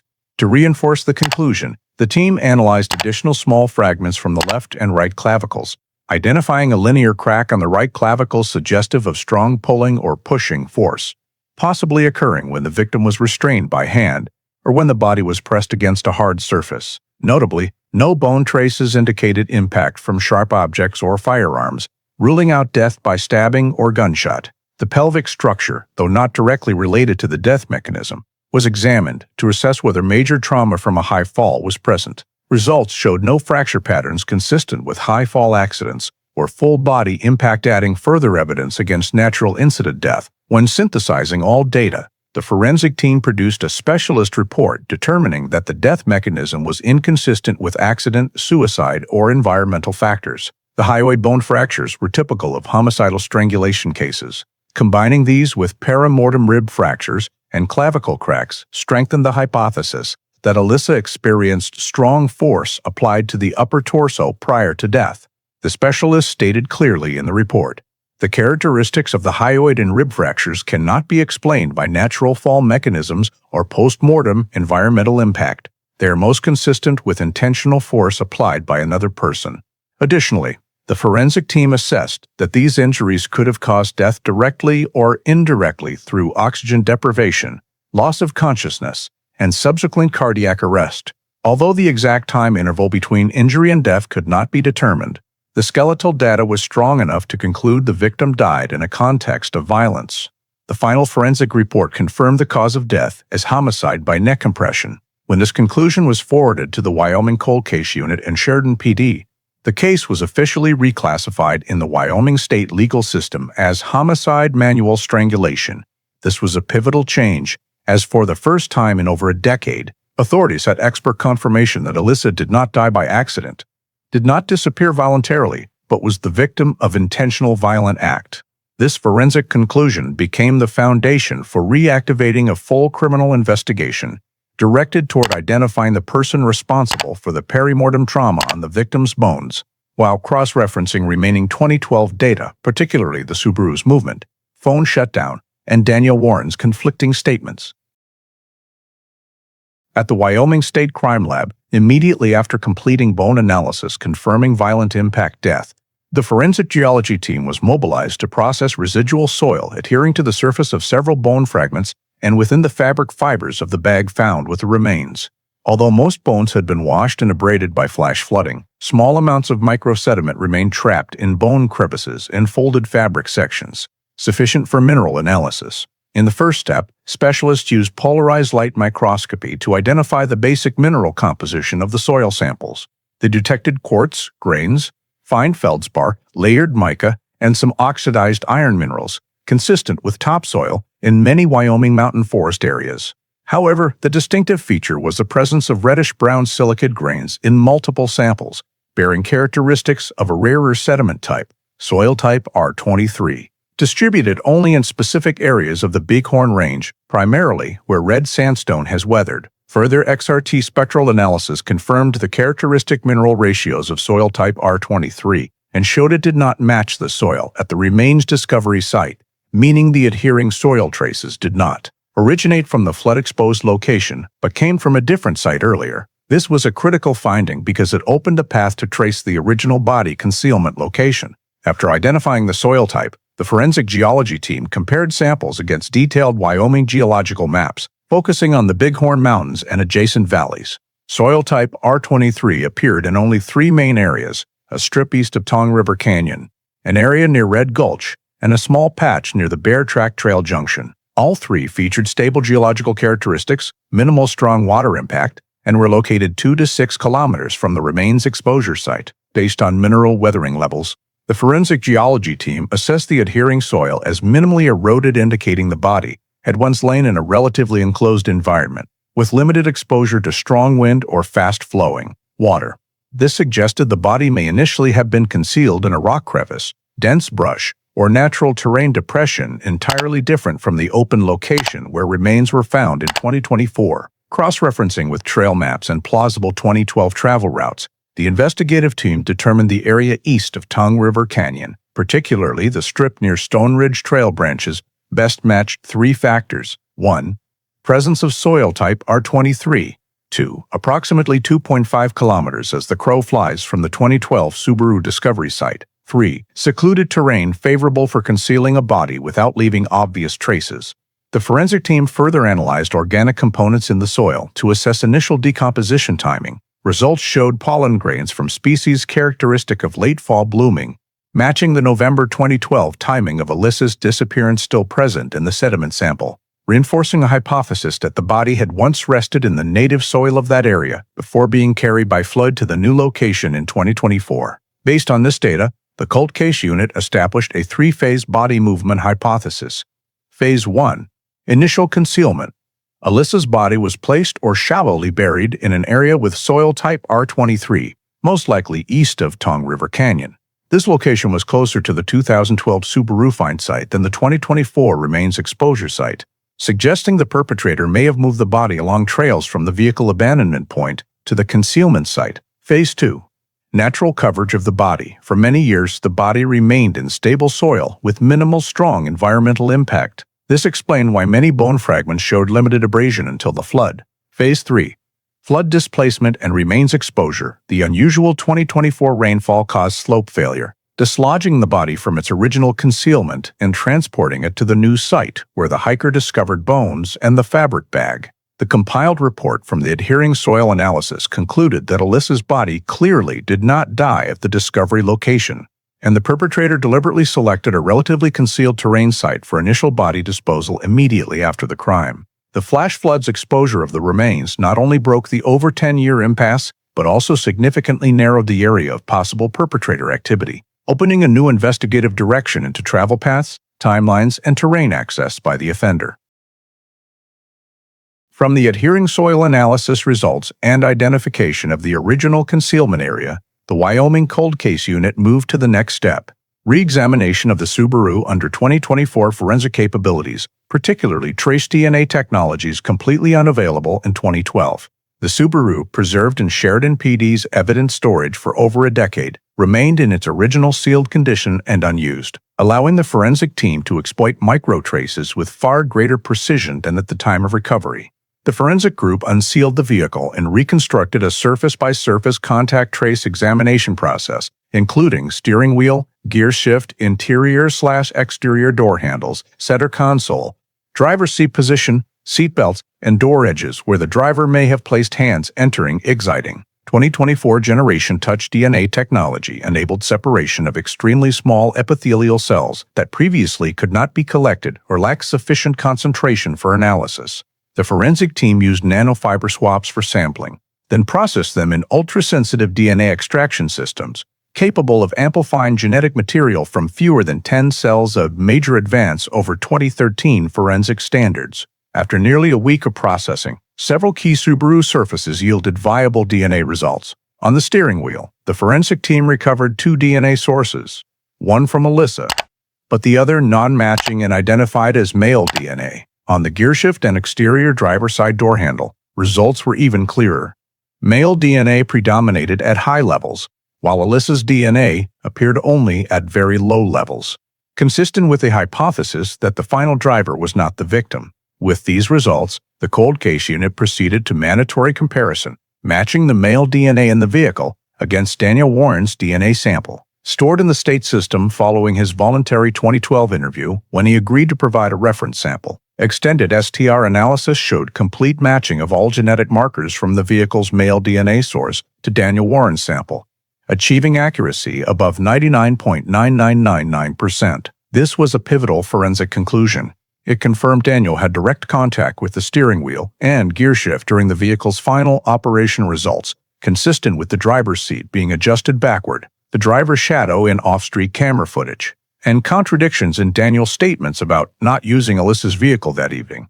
The investigative team viewed this as the first physical evidence directly linking Daniel to the anomalous travel of the Subaru before its abandonment in the Bighorn Mountains. Beyond DNA, the forensic team continued analyzing ultrafine fabric fibers recovered from the rear seat and floor mats of the Subaru samples previously deemed valueless because old technology could not identify origins. In 2024, forensic fiber analysis enabled classification and microstructural comparison of individual fibers. When these samples were run through Raman spectroscopy, technicians noted an unusual similarity between them and fibers found in the bag near the remains. Several fibers in the vehicle shared the same polymer composition, weave pattern, and oxidized silver-gray tone as the bag's fabric fibers. Results indicated the two fiber groups had once been in the same environment or in contact with the same object. This suggested the fabric bag or its contents had been present in the Subaru before the body was concealed. Additionally, forensics examined the deformed plastic suspected to be the victim's phone casing. Although digital data recovery was impossible, surface analysis detected similar black plastic microparticles in the passenger seat crevices of the Subaru. This created a linkage chain: personal bag to phone casing, Subaru, original concealment area, synthesizing all new forensic data. The cold case unit formed an official conclusion for the reinvestigation phase. 1. Daniel Warren was the driver of the Subaru during its final period before abandonment. 2. The victim's items were present in the vehicle and later found near the remains, proving body transport involved the Subaru. 3. Fiber and DNA matches eliminated any possibility of random use of the Subaru by someone else, as Daniel had claimed. This constituted the strongest forensic dataset ever collected in the Alyssa Warren file. These findings not only completely dismantled Daniel's statements over 12 years, but also unified nearly the entire chain of suspicions from 2012 into a logical sequence, placing Daniel at the center of the body movement behavior core to the criminal investigation. With modern forensic results, Sheridan PD officially upgraded the file to homicide suspect identified pending confirmation, initiating the phase of interrogation and behavioral evidence collection to complete the prosecution. Direction. After examining the Subaru using modern forensic technology and obtaining trace DNA that reinforced suspicions of Daniel directly driving the vehicle, the Wyoming Cold Case Unit shifted to exploiting a group of digital data previously considered irrecoverable: the 2012 cell tower connection logs. Thanks to advancements in AI models for reconstructing mobile network data, particularly algorithms capable of noise reduction and recalculating coverage areas based on legacy infrastructure, data technicians began the process of recovering the activity history of Alyssa's phone during the final 3 hours before her disappearance. Although the carrier no longer retained detailed logs, the structured metadata system for base station infrastructure, including power output, antenna direction, and coverage radius for each tower in 2012, still existed in the infrastructure data archive, allowing AI to simulate operational patterns based on surviving pings. The technical team first input raw data, the phone's last ping at 8:01 p.m. on the tower located in central Sheridan, lock-in history to the legacy 4G network from 6 p.m. to 8 p.m., and directional coverage radii of the 5 base stations surrounding Sheridan at that time. The AI then scanned the entire 2012 coverage map, reconstructing zones where Alyssa's phone could have connected if it had traveled northeast or into the mountains along the route captured by Subaru camera footage. Simulation results showed that if the phone had been inside the Subaru when the vehicle left residential areas, Its signal would have been forced to hand off from Sheridan Central Tower to Sheridan North, then to Bighorn East to unavoidable tower sequence due to open terrain and no dead zones along that route in 2012. However, the AI determined there was no evidence whatsoever that the phone ever left the coverage area of Sheridan Central, meaning during the period from 7:30 to 8:01 p.m. The device remained stationary or moved minimally within the urban area.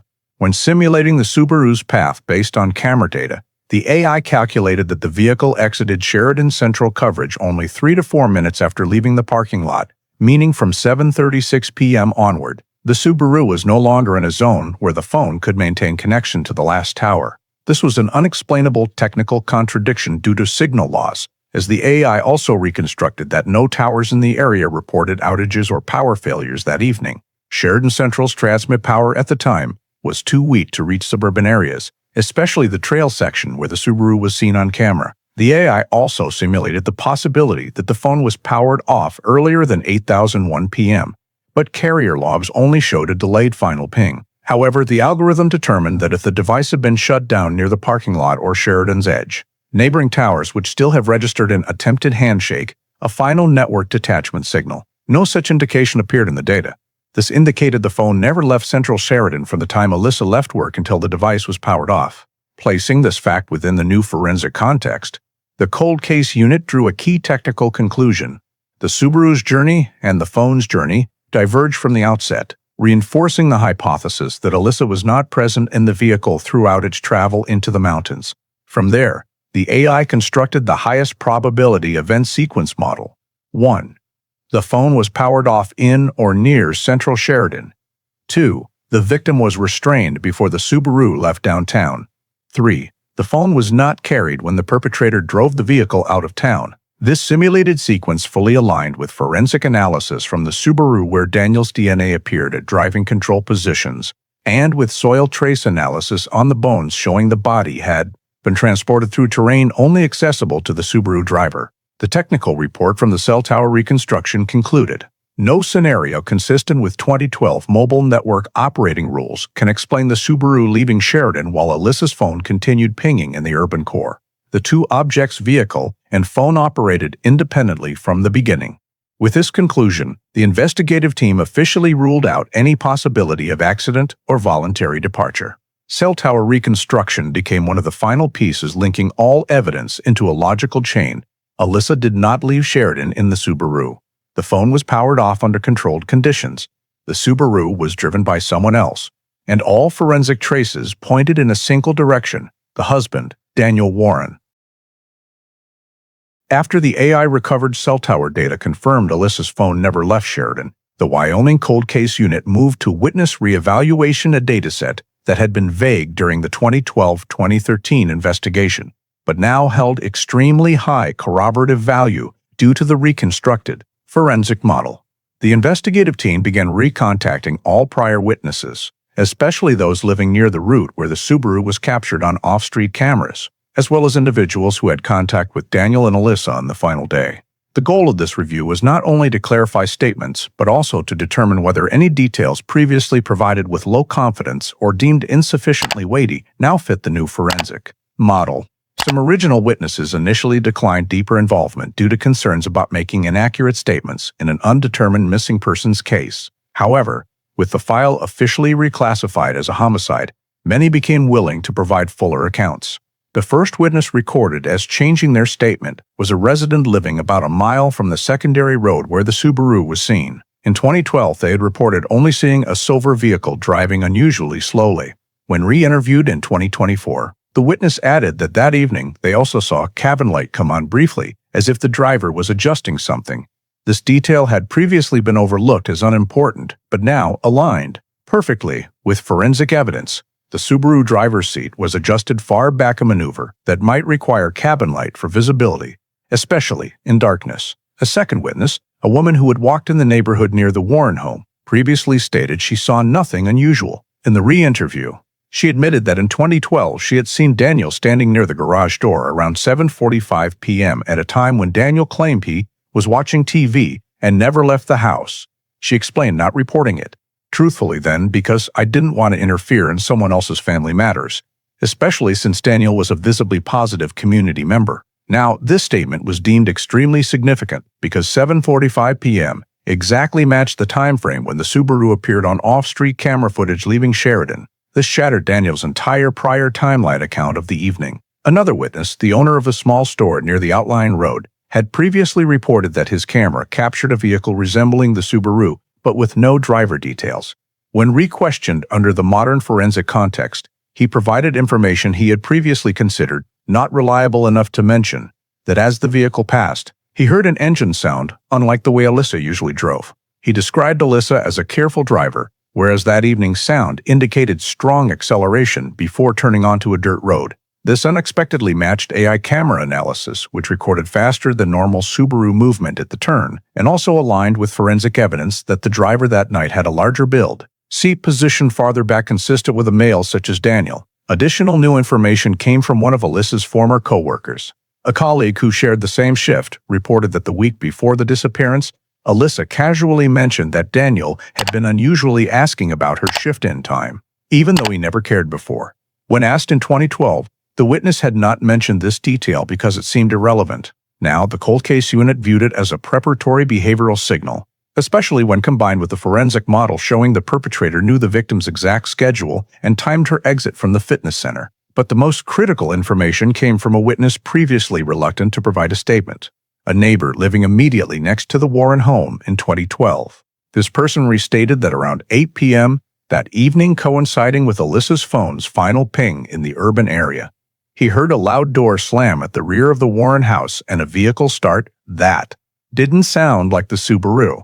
This carried significant weight because 2024 forensics proved the Subaru had left Sheridan minutes earlier and the phone was not in the vehicle. Hearing a different vehicle at the Warren home at 8 p.m. reinforced the model that Daniel may have used two vehicles that night.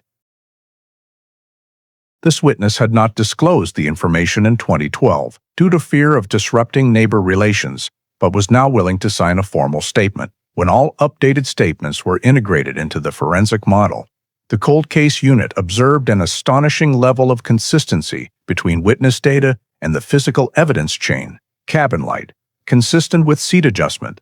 Daniel outside the garage at 7:45 p.m., matching off-street camera capturing Subaru leaving town. Unusual engine sound, consistent with a driver other than Alyssa. Rear door and vehicle start at 8 p.m., aligning with phone shutdown in the urban area. Daniel inquiring about shift-in time, consistent with preparatory behavioral pattern.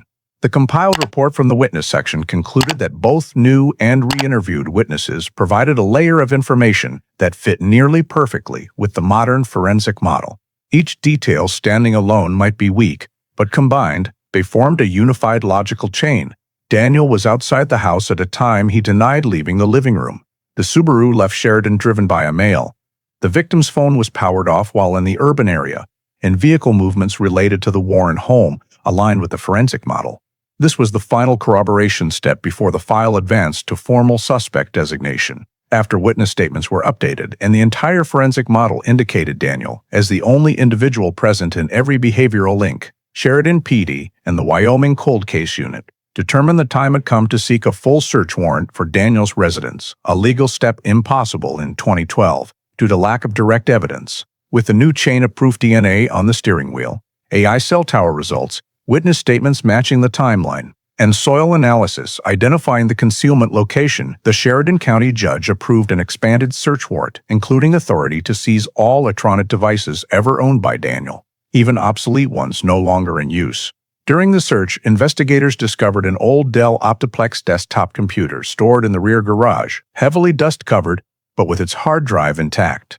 Daniel claimed the machine had not worked for many years and contained nothing important, but police seized it per the warrant because any 2012-era digital data could constitute evidence. The hard drive was sealed and transferred to the Digital Analysis Lab at the Wyoming State Crime Lab. The digital forensics team began by creating a bit-level data copy and scanning deleted file systems using 2024 generation recovery algorithms capable of reconstructing fragmented metadata even when files had been partially overwritten.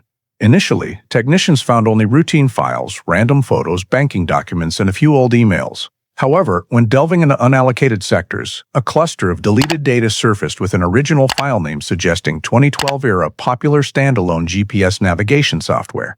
Deep analysis confirmed this was an automatic backup file from a portable GPS device.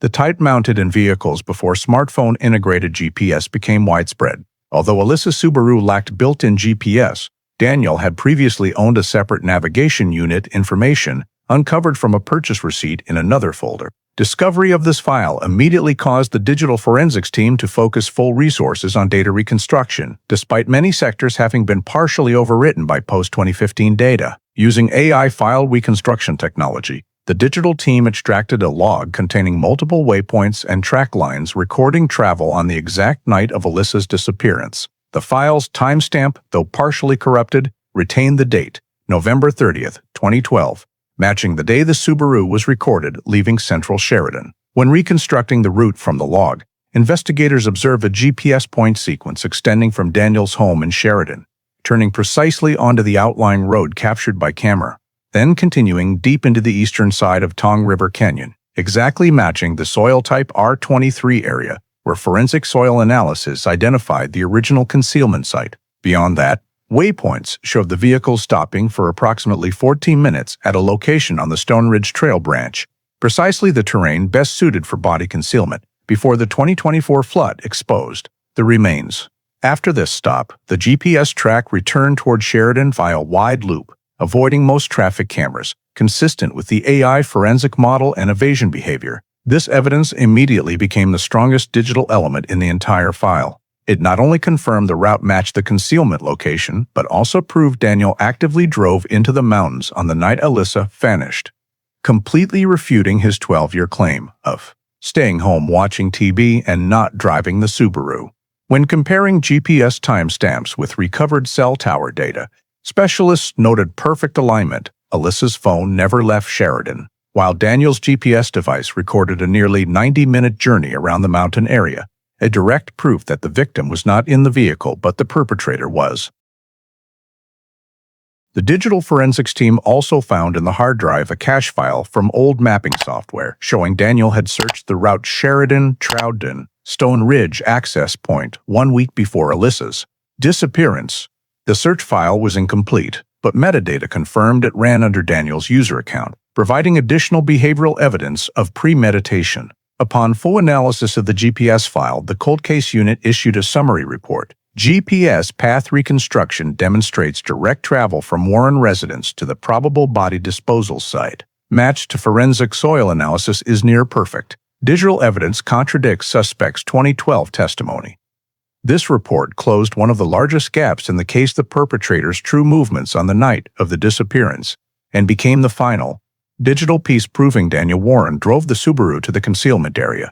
With direct positioning evidence combined with DNA, forensic modeling, witness statements, and soil analysis, the file was advanced to the arrest warrant preparation phase. After seizing Daniel's computer and recovering the GPS file that perfectly matched the original concealment area, the Wyoming cold case unit moved to the most critical step of the entire reinvestigation, reconstructing the full night of Alyssa's disappearance by integrating every source of forensic, digital, and witness data. For the first time in 12 years, the scattered pieces, blurry camera footage, cell tower pings, trace fibers, steering wheel DNA, bone-adhering soil samples, GPS trajectory were placed together as a seamless logical chain. The objective was to rebuild a minute-by-minute timeline from the moment Alyssa left work until her body was concealed on the eastern slope of Tongue River Canyon. The investigative team began with a last confirmed image of Alyssa alive, 7:31 p.m. Sheridan Fitness Center camera captured her exiting the building, 7:32 p.m. She entered the Subaru Forester in the parking lot. This was the final data confirming her safety. Based on 2024 forensics, the vehicle left the lot, but the victim did not drive. DNA on the steering wheel and far back adjusted driver's seat proved the driver was Daniel. The team hypothesized that Alyssa was restrained at a location in central Sheridan shortly after leaving work, consistent with cell tower data showing her phone's final ping at 8:04 p.m. in the downtown area. From there, the timeline was reconstructed as follows: 7,032, 7:37 p.m.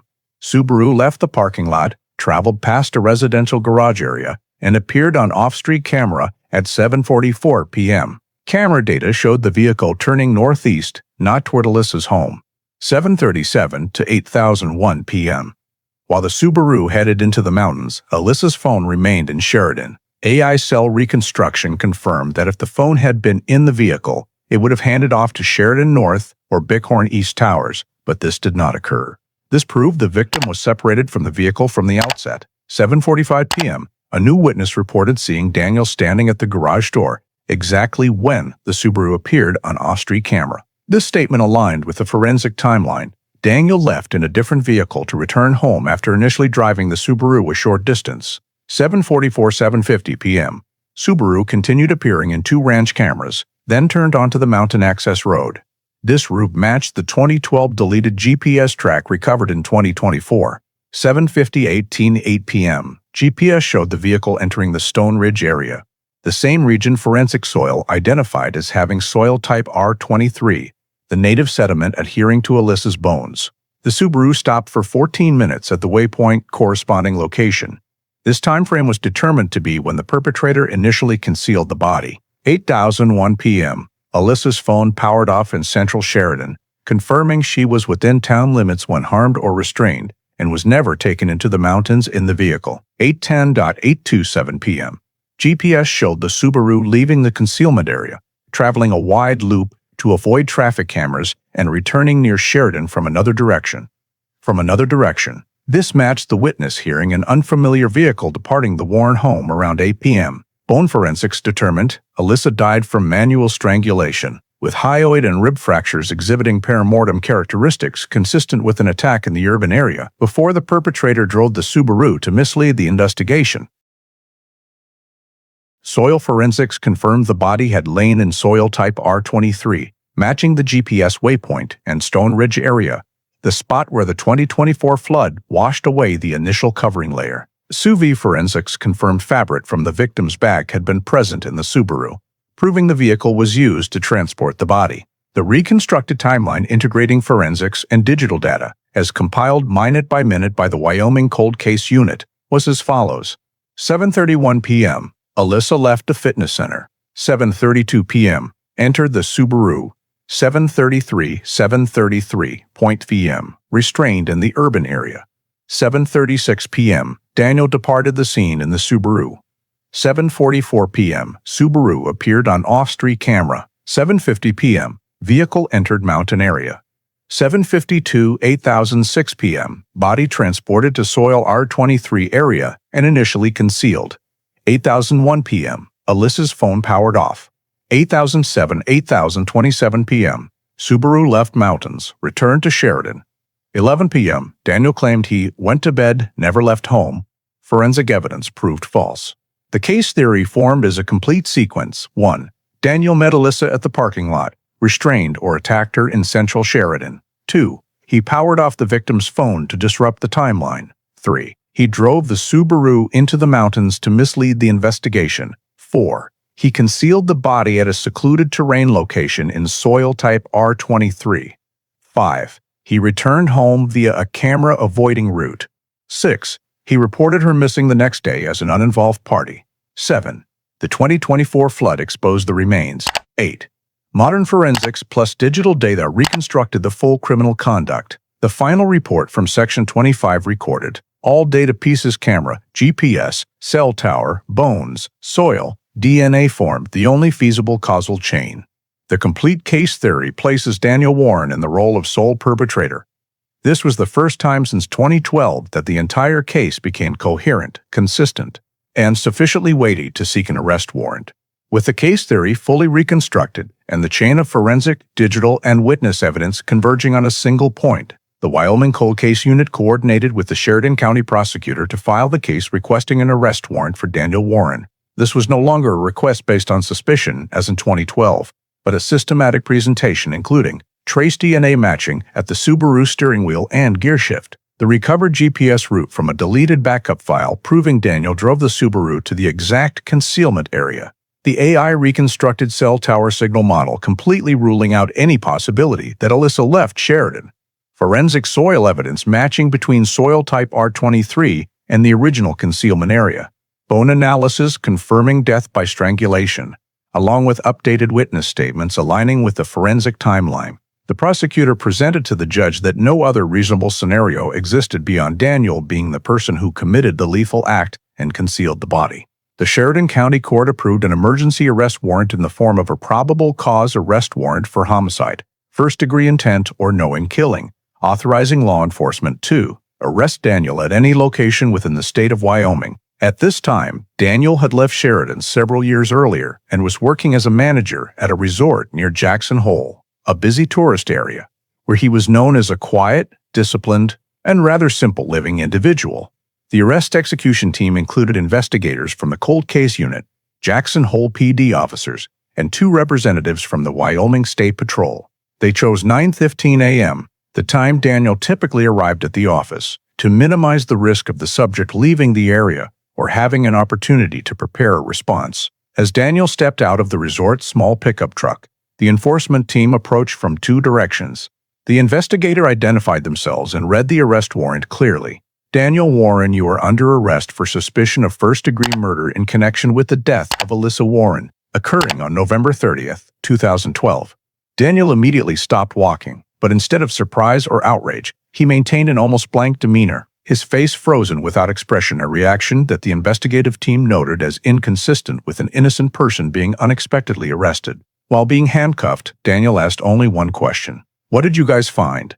A statement recorded in the report and evaluated as an incriminating spontaneous statement, because no one had yet mentioned that remains had been discovered. Law enforcement conducted a quick search, per arrest protocol. In the backpack Daniel was carrying were some personal items, documents, a phone, and resort keys. No direct case-related evidence was present, but the key importance lay in his electronic devices, the phone and smartwatch being immediately seized under the warrant for the digital data comparison phase. A minor detail was noted in the log. Daniel was wearing a dark woven fiber jacket, which forensics later determined had fabric composition consistent with microfibers previously found in the Subaru floor mats in 2012, but not matching the type of fabric belonging to Alyssa. This further reinforced the model that Daniel was the last person to drive the Subaru. Colleagues at the resort who were present as Daniel was led away described his attitude as non-reactive, not asking why, and seeming to fully understand what was happening. While being placed in the patrol vehicle, Daniel made no attempt to explain, deny, or appear shocked. Instead, he simply sat silently, staring straight out the window. This behavior was noted by the investigative team as indicative of a subject who had long been aware of the inevitability of arrest, typical in long-term domestic cases where the perpetrator believed time had erased the evidence. A search warrant for Daniel's office at the resort was also executed that same morning. Resort staff turned over a personal file cabinet belonging to him, containing work schedules, some financial documents, and an old USB drive. Nothing stood out at the time of the search, but all materials were sealed for later analysis. Daniel's rented apartment in Jackson Hole was also checked, but yielded no new evidence, consistent with the forensic model showing all critical events had occurred in 2012. The arrest phase concluded at 10 a.m., and Daniel was transported to the Teton County Holding Center before being transferred to Sheridan for initial arraignment proceedings. The Section 26 report concluded, subject was taken into custody safely, displayed minimal cooperation, exhibited behavior consistent with prior awareness of potential arrest, no signs of resistance or denial, and a spontaneous statement reinforcing suspicion. This marked the first time in 12 years that the Alyssa Warren case advanced to the formal criminal prosecution threshold. At the first preliminary hearing following Daniel Warren's arrest, the Sheridan County prosecutor presented to the court the full framework of forensic and digital evidence accumulated throughout the 2024 re-investigation to demonstrate sufficient probable cause to charge Daniel with first-degree murder. The courtroom was closed to the public and media, attended only by the judge, prosecution team, defense counsel, and cold case unit investigators. The prosecutor began with the most critical part of the case, trace DNA recovered from the Subaru Forester. 3 DNA results were submitted into the record, samples from the steering wheel, gear shift, and driver's door handle. Extended STR sequencing analyzed with 2024 technology showed the male DNA appearing at significantly higher frequency than Alyssa's sample. The prosecutor presented that not only was Daniel's DNA present, but the proportion of his DNA samples exceeded statistical thresholds consistent with the person operating the vehicle at the time of the event, making the possibility of DNA from prior contact extremely unlikely. Defense counsel countered that Daniel, as the victim's husband, would naturally have DNA in the vehicle. But investigators rebutted with a relative abundance analysis model, proving Daniel's DNA was most concentrated at driver control points, a distribution pattern that occurs only when the subject gripped the steering wheel and operated the vehicle close to the time of recovery. Next, the prosecutor introduced AI-enhanced camera footage, including 2 video segments from 2012 off-street and ranch cameras. Previously, the blurry images were insufficient to identify the driver. Now, AI motion reconstruction technology had analyzed the relative height between the driver's seat, door frame, and head position. Results: the driver of the Subaru that evening was approximately 5'11" tall, about 8 inches taller than Alyssa, but matching Daniel's height. Motion analysis also detected strong left-right steering inputs, characteristic of someone familiar with mountain roads, and unlike the cautious driving style Alyssa was described as having by witnesses. The judge reviewed the images and asked the investigator to confirm the reliability of the AI. The forensic specialist affirmed 92% accuracy in determining driver height and posture based on camera geometric analysis. The prosecution then presented the key evidence, the GPS file recovered from Daniel's old computer. A map with waypoints was displayed, the track from the Warren residence to the Stone Ridge area, with a 14-minute stop precisely at the location forensic soil identified as the original concealment site. The prosecutor explained that the GPS file not only matched geographically, but also temporally. Metadata showed the file was created during the window from 7:40 to 8:30 p.m. on the night of the disappearance, coinciding with camera footage of the Subaru leaving Sheridan and cell tower records of Alyssa's phone remaining in the urban core. Defense counsel attempted to challenge by suggesting the GPS file had been altered or incorrectly recovered, but the digital forensic specialist detailed the bit-level recovery process, confirming sectors containing waypoints were not overwritten in a manner that could fabricate data, and noting that the AI algorithm only stitched existing fragments rather than creating new information. The prosecution also presented a time and location comparison across 3 data sources: camera, GPS, cell tower. The synchronized table showed camera captured the Subaru in the outskirts at 7:44 p.m. GPS confirmed the vehicle leaving Sheridan at the same time. Cell tower recorded Alyssa's phone still pinging in downtown. This constituted the first complete digital evidence chain in the case. The Subaru left Sheridan without carrying Alyssa's phone, meaning without carrying Alyssa. Next, the prosecutor submitted the soil forensics and bone forensics reports. The soil report showed soil type R23 on the victim's bones and bag perfectly matching the GPS waypoint area, while bone forensics proved death by strangulation, not accident or natural causes. The prosecutor argued before the court, GPS shows where the perpetrator went, soil shows where the victim was hidden, camera shows who drove the vehicle, DNA shows who touched the steering wheel, cell tower shows Alyssa never left Sheridan, bone forensics shows the victim was killed. All point to one single individual, Daniel Warren. Defense attempted to propose that someone else used the vehicle, but the prosecution immediately countered with DNA. Trace samples on the steering wheel and gear shift showed consistent Daniel signatures with no unknown third-party DNA, rendering the third-person hypothesis implausible. At the end of the hearing, the judge asked the investigator, "Is there any data that contradicts the hypothesis that Daniel drove the Subaru into the mountains and concealed the body?" The investigator replied concisely, "No. All forensic and digital data converge on the same timeline and the same suspect. No reasonable alternative model exists." With the entire body of evidence presented cohesively and without internal conflict, the judge ruled there was sufficient probable cause to advance the case to formal charging and ordered Daniel held at the Sheridan Detention Center pending the next court appearance. In the subsequent rebuttal hearing, Daniel Warren's defense counsel shifted focus to challenging the legality of the entire chain of forensic and digital evidence presented by the prosecution, concentrating on 3 main lines: the reliability of new forensic technologies, the risk of bias in chain of custody procedures for evidence stored over 10 years, and the potential for data manipulation or misinterpretation by AI models. Counsel opened by arguing that 2024 forensic techniques, particularly touch DNA, AI GPS recovery, and blurry camera reconstruction, were too new, lacking precedent in Wyoming's 2012 case files, and therefore results could lack stability or produce false positives.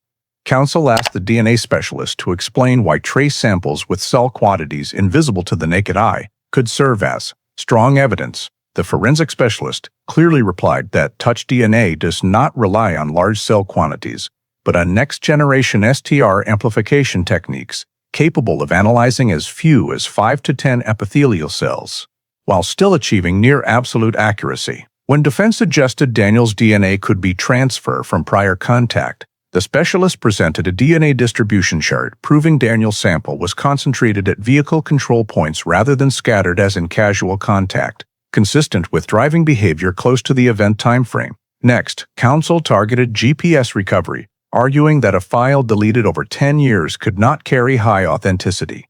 The digital forensic specialist called to testify affirmed the entire recovery process complied with NIST SP 800-101 standards, including creation of an original forensic copy, SHACE2 hash verification before and after recovery to prove no alterations beyond algorithmic reconstruction. Counsel claimed AI could fabricate data, but the specialist explained that AI only stitched fragments remaining in original sectors.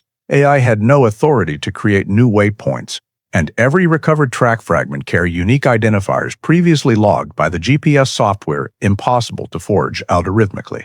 Defense then attacked the validity of AI-enhanced blurry camera footage, questioning whether video could be artificially sharpened in a misleading way, creating false shapes or heights. The imaging specialist testified that AI did not reconstruct the driver. Instead, it performed geometric analysis based on door height, camera angle, and head position relative to the frame edge, without interpolating or adding any pixels.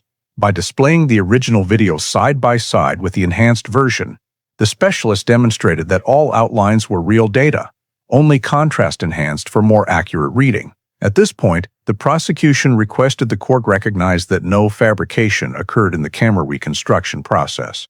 The second part of defense strategy examined chain of custody. Counsel argued that after 12 years, preservation of the Subaru, soil samples, bone samples, and electronic devices was too long to guarantee no tampering. Counsel demanded the cold case unit produce the full chain of custody documentation.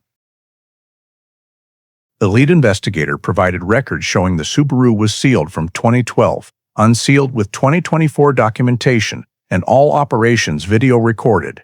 For bones and soil, forensics confirmed samples were collected per 2024 scene protocol and never stored in conditions risking cross-contamination. For the old computer, the investigator presented seizure logs, pre- and post-hash checks, and immutable forensic copy procedures.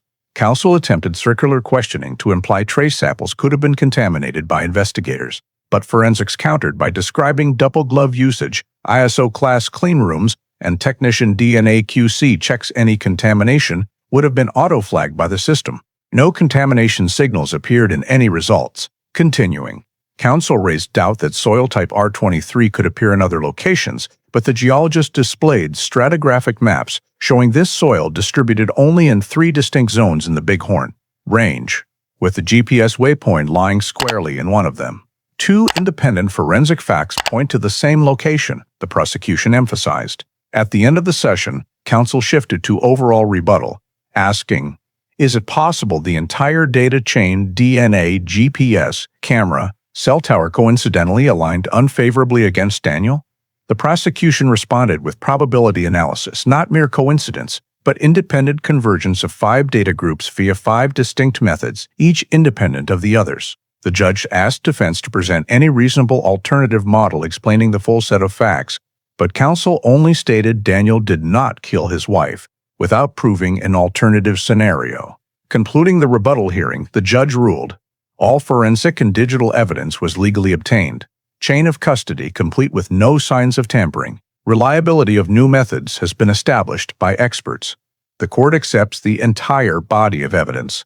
This was the pivotal step advancing the case to formal prosecution. In the second hearing, the Sheridan County prosecutor moved to the phase of restructuring the entire case narrative under a comprehensive argument model to demonstrate that Daniel Warren's chain of conduct not only fit each individual evidence group, but aligned perfectly in the overall picture of an intentional homicide, encompassing the 4 legal elements: motive, opportunity, means, and concealment behavior. The prosecutor began by presenting motive, based on witness statements and data gathered from financial records and personal relationships of Daniel and Alyssa. Documents from friends and co-workers showed their marriage had long-standing strain, particularly arguments over finances, Alyssa's desire for separation, and conflicts surrounding a joint account Daniel had fully controlled. The prosecution introduced an email Alyssa sent to a close friend before her disappearance, in which she wrote about being unable to continue living under emotional and financial control.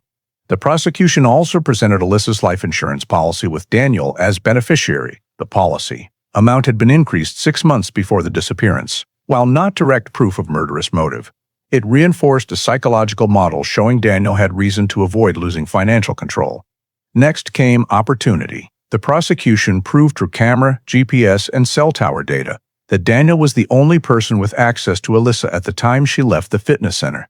The forensic model showed Alyssa was restrained in central Sheridan within minutes of leaving work. No witness reported seeing a stranger in the area, and no information indicated Alyssa met anyone else besides Daniel. AI cell tower reconstruction confirmed the phone never left Sheridan, while the Subaru departed town minutes later, an occurrence possible only if Daniel approached the victim right in Sheridan. The prosecution argued that in domestic cases, opportunity often lies not in the perpetrator arriving, but in already being present. Turning to means, the prosecution presented 3 main evidence groups: the Subaru, GPS, and off-street cameras. DNA analysis on the steering wheel, gear shift, and driver's door handle proved Daniel operated the Subaru that evening. AI-enhanced camera footage identified driver height and build consistent with Daniel, inconsistent with Alyssa. The recovered GPS file perfectly matched the route forensic soil identified as the initial concealment site. The prosecution described Daniel's use of the Subaru as part of a disposal plan, transporting the body into the mountains, selecting difficult-to-access terrain, then returning via a camera-avoiding route. Means, per the prosecution's argument, was not merely the Subaru vehicle, but the combination of transportation, concealment tool, and terrain knowledge Daniel possessed from long-term residence in Sheridan. The fourth element was concealment behavior, the core of the entire case theory. The prosecution relied on soil type R23 forensics, bone forensics, GPS route, and new witness statements to argue that Daniel not only killed Alyssa, but actively created a false scene by abandoning the Subaru in a remote location to make police believe Alyssa drove into mountains and met with misfortune. Forensic data showed the body was not initially at the 2024 discovery site, but in an area over 2 kilometers away per soil mapping. The prosecution called this double-layer staging, creating the impression the victim drove away voluntarily while concealing the body thoroughly enough to evade 2012, 2013, 23 sinks. To connect the 4 legal elements into a single logical chain, the prosecution presented a 3D simulation of the disappearance night based on GPS data, cell tower maps, camera footage, bone forensics, and soil mapping. On screen, movement of each element was reenacted as follows. 7:31 p.m. Alyssa left the fitness center. 7:32 p.m. Alyssa intercepted in the urban area. 7:36 p.m. Subaru left Sheridan, driven by Daniel. 7:44 p.m. Off-street camera recorded Subaru. 7:50 p.m. GPM showed vehicle entering Stone Ridge. 7:52 8:06 p.m. Body disposal timeframe. 8:01 p.m. Alyssa's phone powered off. 8:07 p.m. Subaru returned to Sheridan via camera-avoiding route. Each milestone was marked by separate forensic layers: DNA at steering wheel, camera angle relative to driver height, cell tower heat map, GPS waypoints, soil type map. The simulation showed no breaks or internal contradictions in the timeline. Every data point supported the others. Defense objected to the 3D simulation as unduly prejudicial, but the prosecution emphasized it used only real data with no assumptions beyond forensics. The judge admitted the simulation as a presentation tool, not independent evidence. At the close of the hearing, the prosecution summarized, "We do not rely on a single piece of evidence. We rely on an independent chain of evidence from 5 different fields: DNA, GPS, cell tower, soil forensics, bone forensics, camera, all converging on one answer. And no reasonable alternative model explains the entire sequence of events." This argument marked the completion of the case theory and advanced the case to the formal trial phase. In the sentencing hearing that concluded the weeks-long trial, the 12-member jury was asked to evaluate the entire chain of evidence presented by the prosecution, trace DNA on the steering wheel, gearshift, and door handle, the AI reconstructed camera model, recovered GPS data from the deleted file, cell tower time comparison showing Alyssa's phone never left Sheridan, bone forensics confirming death by strangulation, soil forensics indicating the original concealment location, along with witness statements reinforcing Daniel's timeline. After 2 days of deliberation, the jury returned to the courtroom and announced they had reached a unanimous decision. When the judge requested the verdict be read, the jury foreperson stood and stated clearly and firmly, "Based on all the evidence presented, we find the defendant, Daniel Warren, guilty of murder in the second degree." The court recorded the verdict, and the atmosphere in the courtroom became heavy but orderly. Daniel sat motionless, showing no emotion, his eyes fixed forward as though he had long prepared himself for this outcome. Defense counsel placed a hand on Daniel's shoulder but offered no reaction, understanding that the chain of evidence was too tight to expect any other result. The judge proceeded to sentencing. He listed the aggravating factors. The victim was an intimate partner. The act of taking a life was intentional. The sophisticated level of concealment prolonged the investigation for over 10 years, and the defendant showed no remorse or cooperation whatsoever. However, because there was no evidence that the crime was planned days in advance or involved extreme cruelty, the court did not classify the case as murder in the first degree. Instead, the court applied the maximum sentence for murder in the second degree under Wyoming law. "Defendant, Daniel Warren," the judge declared, "the court sentences you to 45 years imprisonment at the Wyoming State Penitentiary, with no eligibility for parole as provided by statute for this offense." Portions of the file were sealed to protect sensitive forensic materials, but the verdict was clearly entered into the system. The Alyssa Warren case was officially classified as solved, closed after 12 years. The prosecutor expressed thanks to the Wyoming Cold Case Unit for their persistence and the role of modern forensic technology in breaking the case open, emphasizing that without the 2024 Bighorn flash flood exposing the remains, the case would very likely have remained forever in the low probability recovery category. The lead investigator also stood to speak, confirming that all procedures were conducted in full compliance with legal and forensic standards, while expressing respect for the victim's family for their patient wait. Alyssa's family members were present in the courtroom, quietly holding hands as they heard the final verdict. They had endured more than a decade without knowing the truth, and though the sentence could not bring Alyssa back, holding the perpetrator accountable provided the closure they needed to move forward into a new chapter of life. As Daniel was escorted out of the courtroom, he offered no final words. His silence was noted as consistent with his demeanor throughout the entire trial process, not the silence of an innocent person wrongfully accused, but of someone who knew every forensic link had locked tightly around him. Immediately after the hearing, the Wyoming judicial system updated the file. Case number 12394A, State of Wyoming v. Daniel Warren status, closed. Outcome, guilty. Sentence, 45 years. The Alyssa Warren case file, frozen for over a decade, was now transferred to the Solved Cases section, marking the conclusion of one of the most complex cold cases in Sheridan history. The court declared the trial concluded, and with that, the 12-year journey for justice finally came to an end. Once the sentence was pronounced and the file officially closed, the Wyoming Cold Case Unit conducted a comprehensive review of the entire investigation process to draw critical lessons for future case solving, particularly for missing persons cases that evolve into homicides after many years. The summary report began by analyzing the strengths and weaknesses of the 2012 investigation at the time of Alyssa's disappearance. Strengths in the initial phase included a rapid response, opening a missing person, suspicious circumstances file within the first 24 hours, launching wide-area searches, seizing the Subaru, and obtaining key witness statements. However, weaknesses stem from technological limitations of the era. Touch DNA was not sensitive enough to distinguish primary contact sources on the steering wheel. Off-street cameras were too blurry to extract driver characteristics. GPS recovery was infeasible due to file deletion. Cell tower data lacked sufficient detail for movement reconstruction. Soil forensics could only analyze basic composition without stratigraphic map comparison. And bone data, if any, could not be analyzed because no body had been found.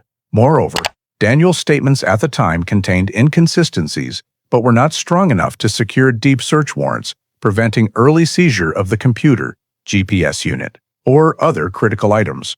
The 2012 phase lacked one decisive element, no body, which prevented reclassification to homicide and stalled prosecutorial progress. When the 2024 flash flood exposed the remains, the investigative picture changed completely. The summary report emphasized that 2024 forensic technology played the decisive role. First was bone DNA. Only when DNA extracted from bone was confirmed as Alyssa's did the case cross the threshold from missing to homicide, unlocking a wide range of new legal authorities. Micro-CT bone analysis enabled identification of hyoid and rib fractures, clear evidence of strangulation without confusion from environmental impact. Next-generation soil forensics identified soil type R23, a factor previously dismissed as meaningless, but now the key to pinpointing the original concealment site. Then came the Digital Technology Group.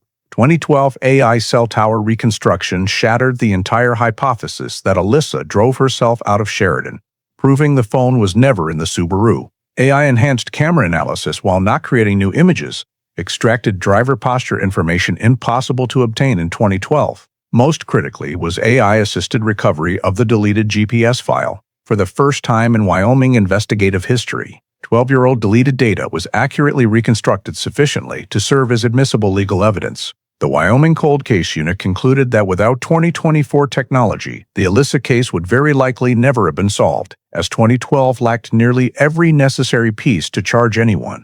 The next lesson was the importance of long-term chain of custody protocols. The Subaru remained sealed for over a decade, preserving trace DNA. Proper long-term storage of the old computer enabled GPS data recovery. Strict chain of custody maintenance rendered every defense challenge meaningless. The report stressed that for cold cases, evidence never becomes worthless only, not yet exploitable. The Cold Case Unit also highlighted the importance of multidisciplinary data integration. No single piece of evidence was strong enough to convict on its own. DNA only proved contact, GPS only proved travel, camera only proved posture, cell tower only proved phone location, bone forensics only proved mechanism of death. Only when all were placed on the same timeline did they form an unassailable case theory. Following the case, the Wyoming Cold Case Unit updated its standard investigative protocol with 4 principles. 1. Long-term evidence storage to clean room standards. 2. Full backup of digital devices belonging to involved parties. 3. Immediate creation of cell tower and GPS mapping. 4. Expanded soil forensics application to all outdoor missing persons cases. The Alyssa Warren case became an official case study in Wyoming investigator training programs, particularly in the Advanced Homicide Reconstruction and Digital Forensics for Cold Cases courses. The 3D simulation of the disappearance night was incorporated into lectures as an example of how technology can reconstruct an event from over a decade earlier, even without direct eyewitnesses. The report concluded that the success of the case lay not only in apprehending the perpetrator, but in proving that cold cases are never truly dead, as long as evidence is properly preserved and technology continues to advance. For Alyssa, justice arrived late but was not forgotten. For Wyoming, this case marked a turning point in modern investigative approaches, a new standard for all future unsolved disappearances and homicides. The story of the investigation into the disappearance and death of Alyssa Warren, spanning more than 12 years and solved only through modern forensic technology, reflects an important reality in contemporary American life: the intersection of scientific progress, community responsibility, and the need to protect individuals within intimate relationships. Alyssa did not vanish due to getting lost or an accident. She became a victim within what seemed like the safest space of marriage that outsiders would struggle to recognize as dangerous: Daniel's control over finances, unusual inquiries about her shift end times, and evasive, inconsistent statements were warning signs commonly seen in toxic relationships in the United States today. Yet many people overlook them because they seem not serious enough, or because they believe internal conflicts do not lead to violence. However, the story shows that seemingly small behaviors can become links in a tragedy. The lesson learned is that personal safety does not always come from intuition, but from observing actual behavior. Alyssa had once shared concerns about being controlled, and those details, if taken more seriously, might have provided an opportunity for early intervention. For Americans living in a vast and dispersed society, maintaining genuine connections with family, friends, and coworkers helps recognize abnormal psychological or behavioral changes before it is too late. Additionally, the story underscores the importance of evidence preservation and the relentless advance of science. Because the Subaru was preserved for over a decade, trace DNA, deleted GPS files, and new soil forensics had the chance to make an impact. This reminds us that in real life, protecting personal data, electronic devices, and documents can become a crucial key, not only for law enforcement, but for one's own safety. Finally, the story is a profound reminder that justice may come slowly, but it is not impossible as long as the community, law enforcement, and technology persistently pursue the truth of foundational value in American society. Thank you for following the story to the end. Please subscribe to the channel so you don't miss any more cold case journeys illuminated by justice and technology. See you in the next video, where we continue to explore cases that seemed lost to time but ultimately found the truth.